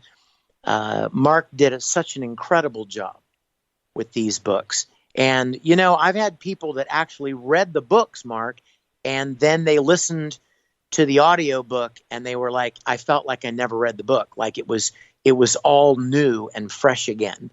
And add me to that was because, list. of course, when they sent the first few chapters over to me to listen to, I thought, I don't want to listen to these. I wrote the books. I know every word, I thought. And I turned it on thinking I'd listen to a few minutes. I was mesmerized. I could not stop listening. Where can everybody go? Jimmy, and what we did was I brought in people to be the voice of Gene Roddenberry and Bob Justman and Jerry Finnerman. In some cases, our own Star Trek Continues production team voiced their counterparts from the original series.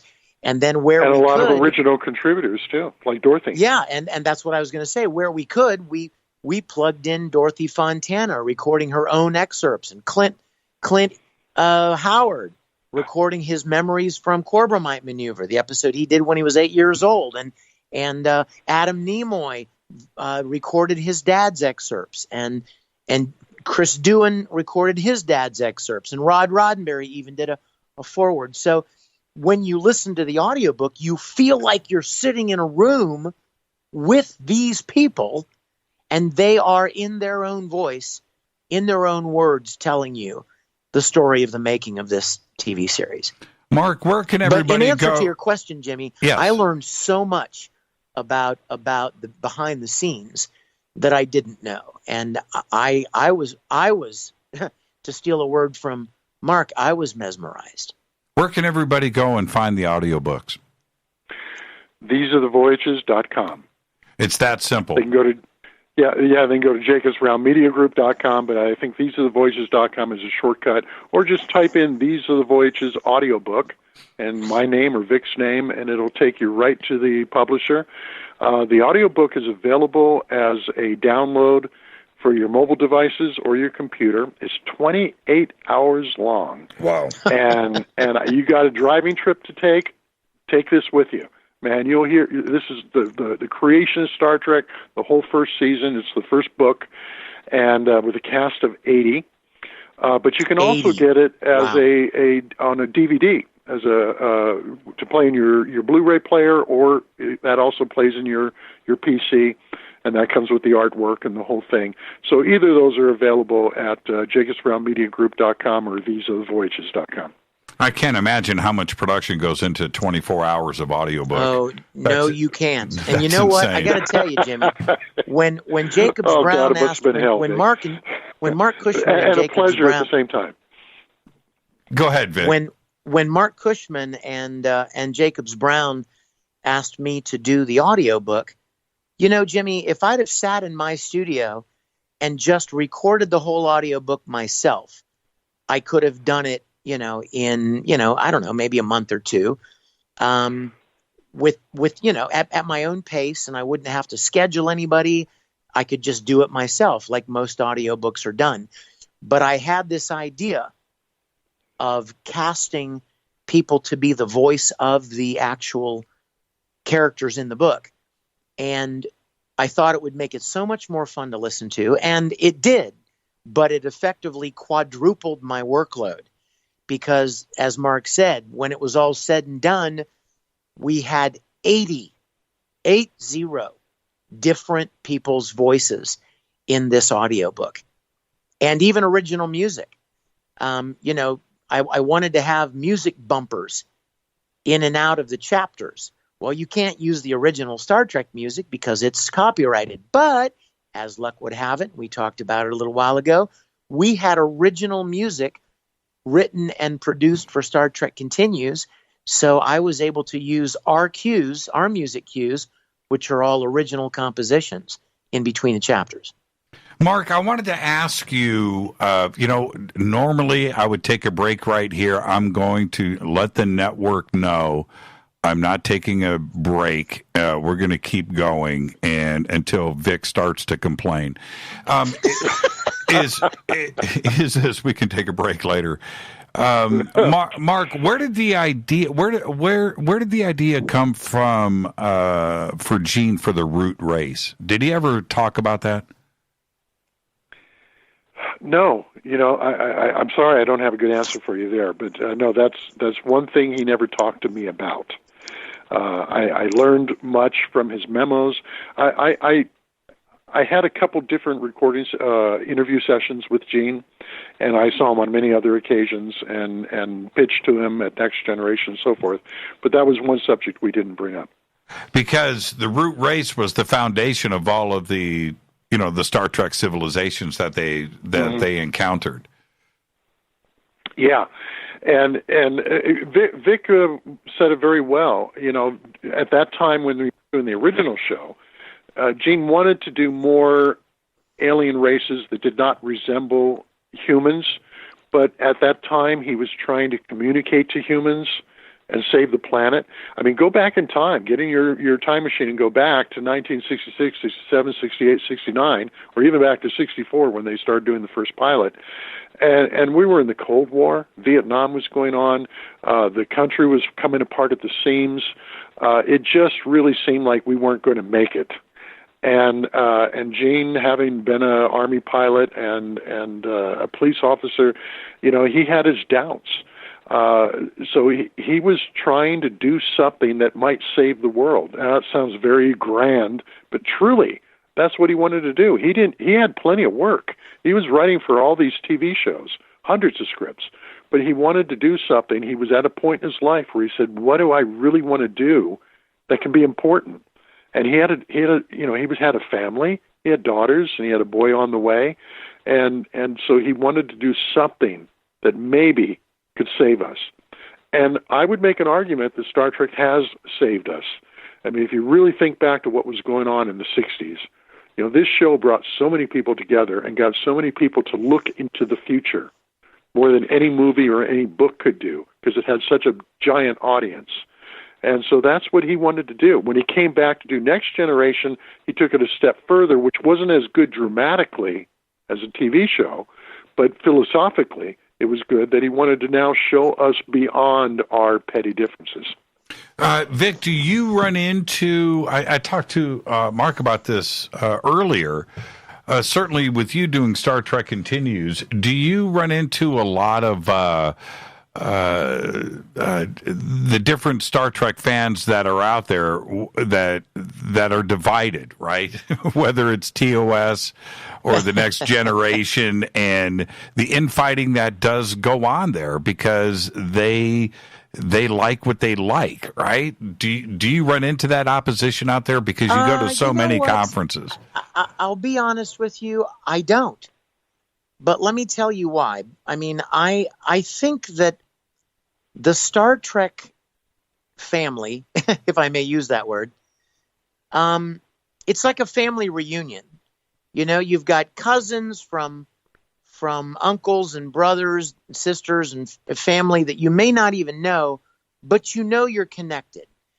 And so while there are certainly each different generation had their Star Trek. For me, it was the original series.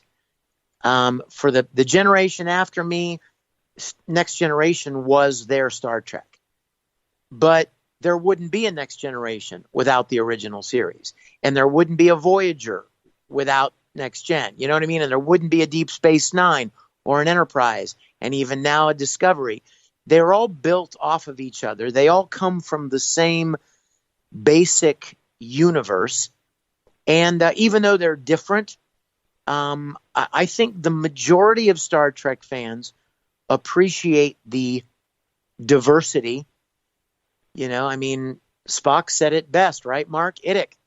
Infinite diversity, infinite combinations, and how all these things still have a common thread. And I feel like Star Trek fans get that. I think they appreciate all of the iterations of Star Trek. I got to tell you, when the first of my books came out in 2013, the second one 14, third one 15, and we're continuing on. But I went to a convention in Vegas, the August 2013 convention, and my publisher Robert Jacobs was there, and he had never been to a convention before. I don't think he knew much about Star Trek. He may call in and correct me, but I believe that's true. But I remember what he said to me in this giant convention where you had like 30,000 people. He turned to me and he said, "I have never been in a place with so many positive Right. people from all different walks of life, intelligent, positive people. He was blown away by what he encountered at that convention. He did not expect it, and it really had a major impact on him. Well, I wish I could have had these arguments with my two nephews a few months ago when we were sitting there talking about this subject. And when I told them that the original series for me is where it's at, and the turn that they took in defense of Next Generation and Deep, everything that followed. They just laid it out, and I could not get them to get any type of appreciation out of the original series. It was incredible to me. I was fighting. It almost came to fisticuffs. Wow, Jimmy, I got to tell you something real quick. When I was writing these books, which was in 2010, 11, 12, 13, my son was still living at home, and he came into my office. He was probably 16 at that time. And the first rebooted Star Trek movie had come out with Chris Pike right around then. And there was a channel in Orange County that was running the original Star Trek every night and then running Next Generation right after it. And he was watching these. Actually, it was the other way around. They'd run Next Generation followed by the original series. And he would watch these, and it would be 11 o'clock, and he'd turn out the light and go to bed after watching an original show. And he came into my office, and he said, "Hey, Dad, I've been watching this show you're writing these books about. It's really pretty good, really good." And I said, "Really? You've been watching the original Star Trek?" He says, Yeah. It comes on right after Next Generation. And I turn out the light, and I lie there thinking about what I had just seen and what it was saying to me. And he says, "I like it a lot. I think it's a lot better than the shitty one you wrote for," which was Next Generation. No offense to Next Generation people. I didn't say that. My son said it. Speaking of that, Vic, do you, with the family, you do so many, let me ask you really quick, how many, what's your next convention? It's funny you should mention that. I just did my last one of the year. I was at a show in Montgomery, Alabama this past weekend.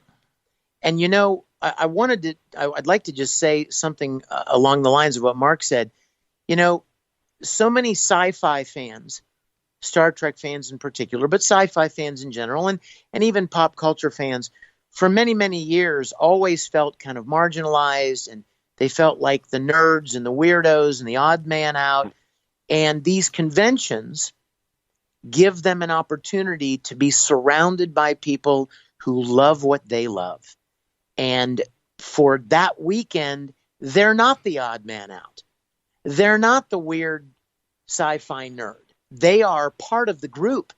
And that's why the spirit, like Mark said, the spirit is so positive, because people just love knowing that they can wear a uniform or paint their skin blue or put on an antenna or any number of things and fit right in and be welcomed, surrounded by people who love what they love.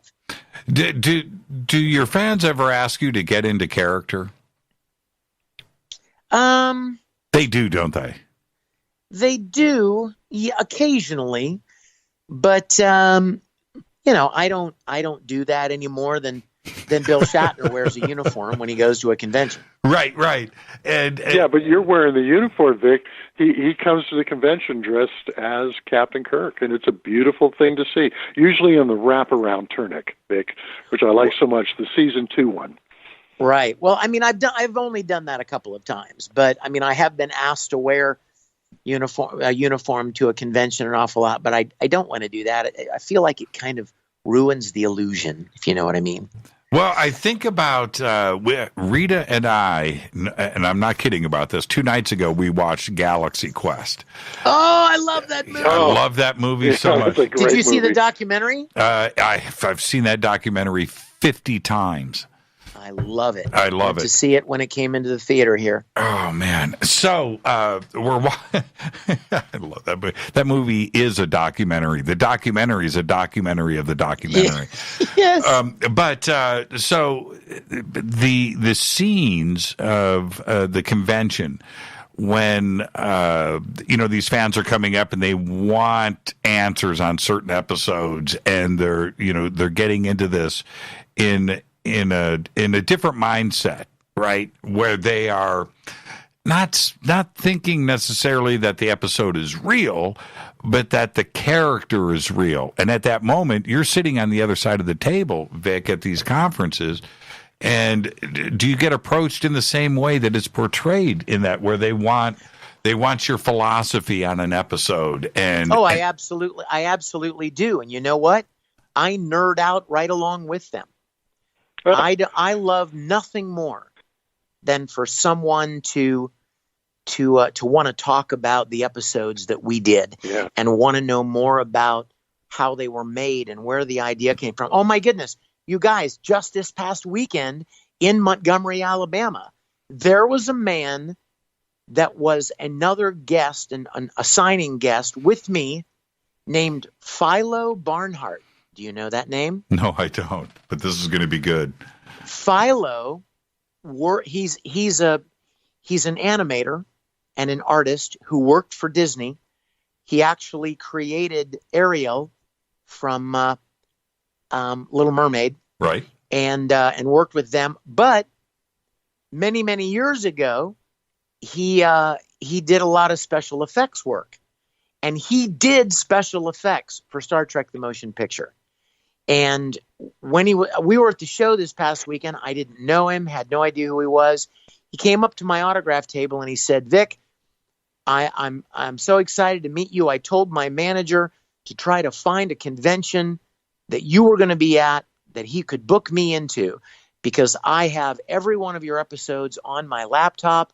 I love every one of them." And we went to dinner Sunday night and sat across the table and just talked Star Trek and Star Trek Continues. And he had hundreds of questions about our stories and our characters and our series. And nothing gives me more joy.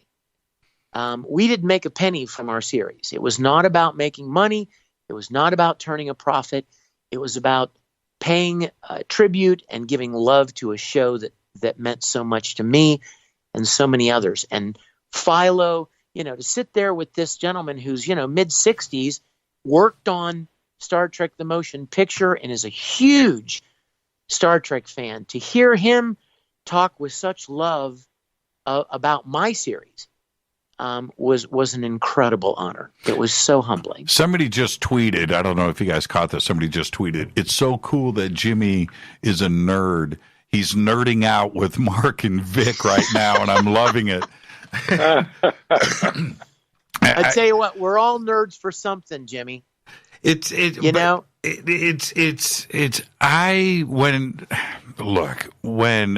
I grew up, just like everybody else says the same thing, but I grew up with Star Trek, and I was 5. Mark, I don't know how old you are, but I was 5 when Star Trek came out. So I was 5, 6, 7, 8. I was about as influential as I could be at that age. I was 10, and let me tell you, it influenced a 10-year-old even more. Yeah, I can only imagine, right?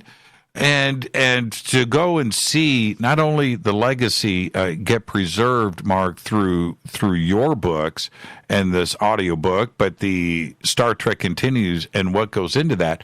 For me, I just feel like it was done for me, because it was part of my life. And it was.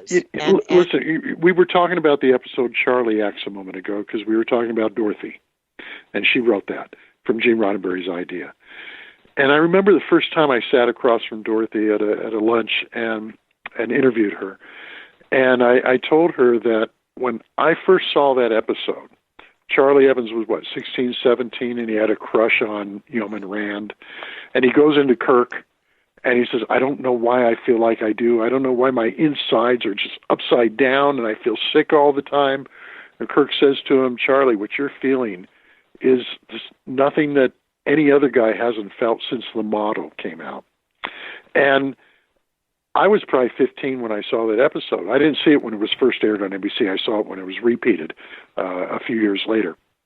And when I saw that episode, it was like having a father-son talk with somebody that I'd never had a chance to have, because I'd never talked to my father like that. And I'm sitting there 15 years old feeling sick to my stomach every time a pretty girl would walk by me, or one that I had a crush on at school. And Kirk's telling me, it's okay, you're normal, there's nothing wrong with you. And what other TV show was doing that? I never saw that talk on the Andy Griffith Show or Ironside or anything else.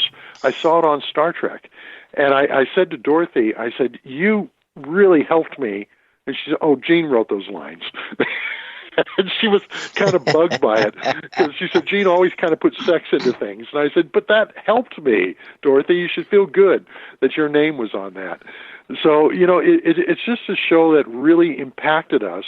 And my son coming into my room when he was 16 and saying he would lie awake after watching these shows. It still works. If anybody out there is 16, watch Charlie X. If you're a guy especially, watch Charlie X and see what it does for you. Vic, I wanted to ask you, speaking of the sets, what happened to the set? Did you move it to L.A.? Do you live in it? No. I'm excited. I'm so glad you asked. Jimmy. No, the sets are standing alive and well exactly where we built them. A wonderful gentleman named Ray Tessie took over the sets after we finished our series. What are we going to do with them, right? We finished. And Ray is another Star Trek fan of a similar age to us, and he wanted to take them over and make them available for other fans to shoot projects there, and for people to have special events there, and even he has opened up the studio to have open houses and fan appreciation weekends where anyone can go to the studio and walk through the original Enterprise and take pictures, sit in the captain's chair, step up on the transporter platform, go into the sick bay, Jeffrey's tube, engineering, you name it. And I would encourage your listeners to take down this URL, Neutral Zone Studios. I'm writing it down, Neutral. Because that is the website. And let me tell you, Jimmy, there is going to be one day in January, one day in February, one day in March, and one day in April where I'm going to the studio and I'm going to be giving people personal tours of the sets, telling them the stories of how they were built, where we got the things we got, how we figured this out, where that came from. And it's free of charge. Neutral Zone Studios. I think it's .com. It may be .org, but it would be easy enough to find on the internet. And all of the dates and times and locations and details for these open houses will be there. And you can not only walk through it for free, but experience, the studio where we shot Star Trek Continues. I don't know if you know who Steve Neal is. Yes. Of you. You know Steve? Okay. I do. Well, I know Steve through Doug Drexler. Okay. Yes. Okay. So I'm out at Steve's studio here. Mark, you're going to love this. I'm at his studio, and he's one of the great model builders, period, right? He's just one of the best guys. Done tons of film.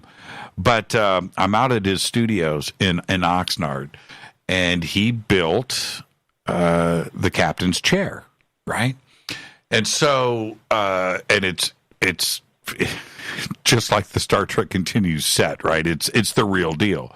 Mm-hmm. And I sat in that thing, and it's all lit up. He's got one of the original communicators, right?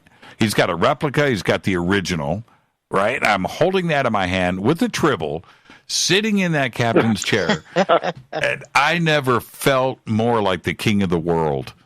Well, I can tell you one setting where you will feel more like the king of the world, and that is our studio.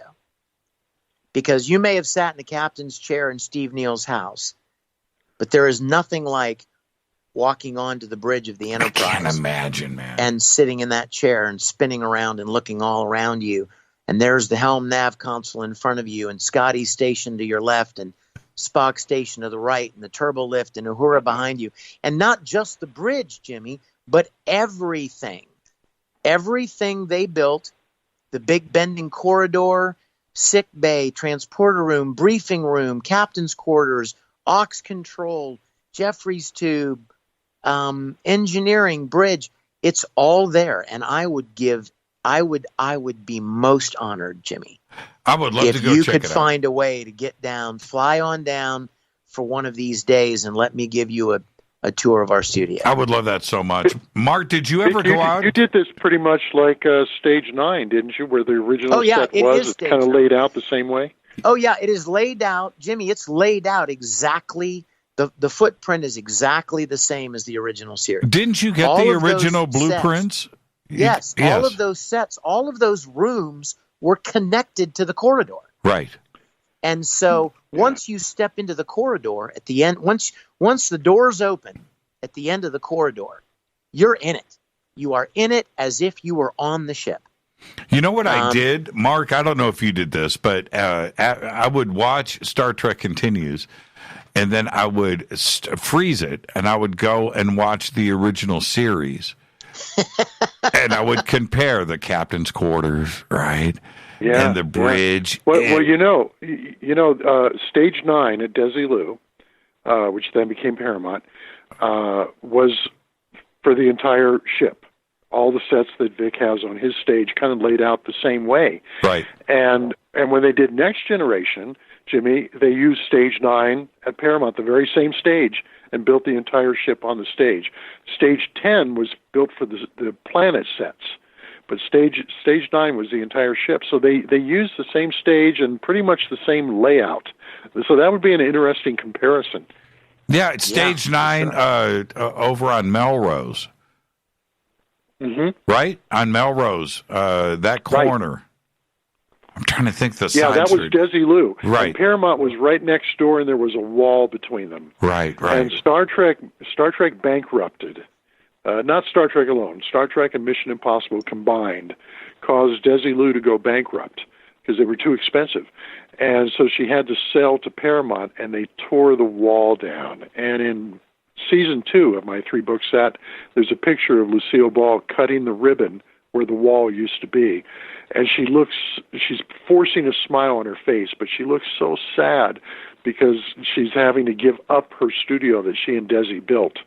But that's what she gave to Star Trek. She believed in the show. She believed it can rerun as long as I Love Lucy did, and she put everything she had on the line for it.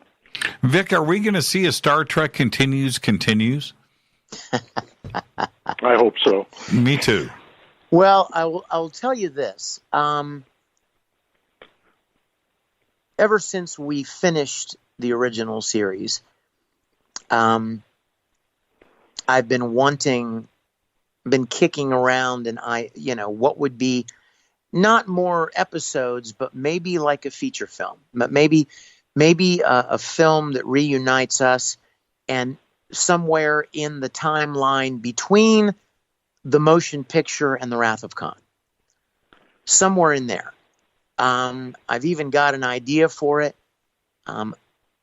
That's really going to be dependent on the fan film guidelines as it stands right now. It's impossible to do something like that under the current setting. But why is that? Spock used to say, I'd like to think there are always possibilities. Yeah, why is it so constrained? Well, I don't want to bring your show down, but in a nutshell, there was a fan production that raised a buttload of money to make a movie that not only did they never make, but the money was gone, and CBS basically stepped in and said, okay, that's enough, and they filed a lawsuit against the production for raising all this money and not doing what they said they were going to do, and they were very arrogant about it and saying we're going to make a feature film, and it's going to be better than the Star Trek films, and it's going to be a professional this and that. And CBS up to that point had been allowing fan films to exist as long as they didn't cross the line of profiting from Star Trek. Right, right. But this production, the people in charge of this production started paying themselves salaries and buying themselves all kinds of things and flying around the world in first class to promote a movie they hadn't shot one frame of. And it was the last straw. And CBS basically said, okay, that's enough. And one of the things that came out of the lawsuit were these quote unquote fan film guidelines. Basically things like it can't be longer than 15 minutes. You can't use anyone that was a part of official Star Trek. You're not allowed to use like SAG actors. You can't raise more than $50,000. There are a lot of constraints. Star Trek Continues would not be able to go on under those constraints, but we are very grateful to CBS because when they put these guidelines in place, they called me and they said, look, we know that it was your intention to finish the original series. How quickly can you do that? So they could have called and said, you're done. Hang up your tunic, you're done. Right. But they didn't. They said, finish it up as quick as you can. And we were able to finish the original series of Star Trek, which had never been done. And I'm extremely grateful for that. But I'd like to think that there may be something down the pike somewhere that we might be able to do. Thank you I both. think CBS should have put Star Trek Continues on their streaming service that they opened up for Discovery. Yep. I think it'd be a great companion show for Discovery. And you watch those episodes as you have, Jimmy. It's got the quality of a network show. Yep. It could be up there, and it's got the talent, it's got the writing, it's got the themes, and hopefully maybe somebody's listening, or maybe your listeners can write in and demand this. But I would love to see Vic back in that captain's chair. That gives me some ideas that we'll talk about off of the air. Thank you both. Vic, how many conferences and conventions are you going to do next year in 2020? Well, as many as I can. I already have, I don't know, I probably have 8 or 10 lined up so far, and it's still early for the ones later in the year. So I'm hoping to do more. And I want you to know, Jimmy, I've been begging Mark to come down to the studio.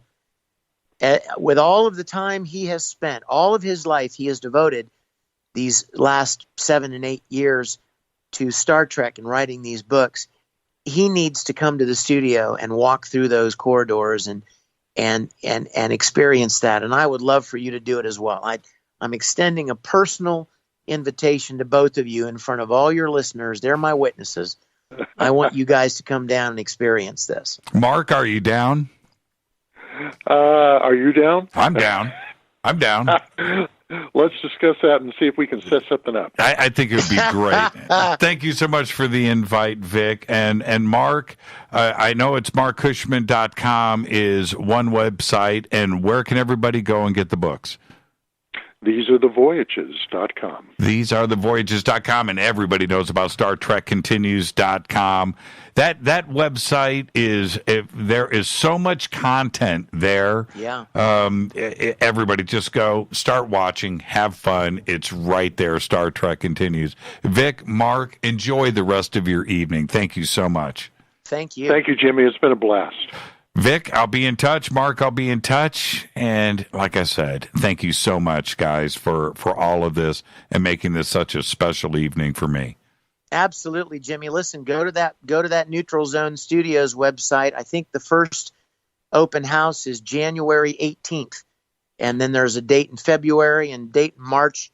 Look at your schedule and hop on a plane and pop down there and let me share this with you. You'll feel like you're 10 years old again, Jimmy. I'm telling you. It's like a dream. It's like stepping into a dream. Nothing will ever compare to it. Thank you so much for that. Now, for Jimmy, that's going to be 5 years old. I know, right? That's right. Rita, my wife right now, is probably on Amazon getting me a Captain Kirk costume right now. Get a robe if they're available. Thank you, guys. Thank you so much. Enjoy the rest of your evening. Take care. Thanks, Jimmy. that will be a wrap. We went poll to poll here, and I'm right up against it. I skipped through the network break. I did all of this for you, the Fadernauts. Fade to Black's executive producers, Rita Camurian. Show is produced by Hilton J. Palm, Renee, Dennis, and Bob. Announcers are Steve Harder, Gene Vito, and Mark D. Kovar. Webmaster is Drew the Geek. Music, Doug Aldrich. Intro, Spaceboy, spaceboymusic.com. Fade to Black is produced by KJCR for the Game Changer Network, and syndication is KGRA, The Planet. This broadcast owned and copyrighted 2019 by Fade to Black and the Game Changer Network. It cannot be rebroadcast, downloaded, copied, or used anywhere in the known universe without written permission from Fade to Black or the Game Changer Network. I got to thank Marc Cushman and Vic Mignogna. Great conversation tonight. Tomorrow night is our 6th anniversary special event, Fader Night, open lines with all of you all night long. Until then, I'm your host, Jimmy Church. I want everybody to be safe. Go back, Lee Tappy.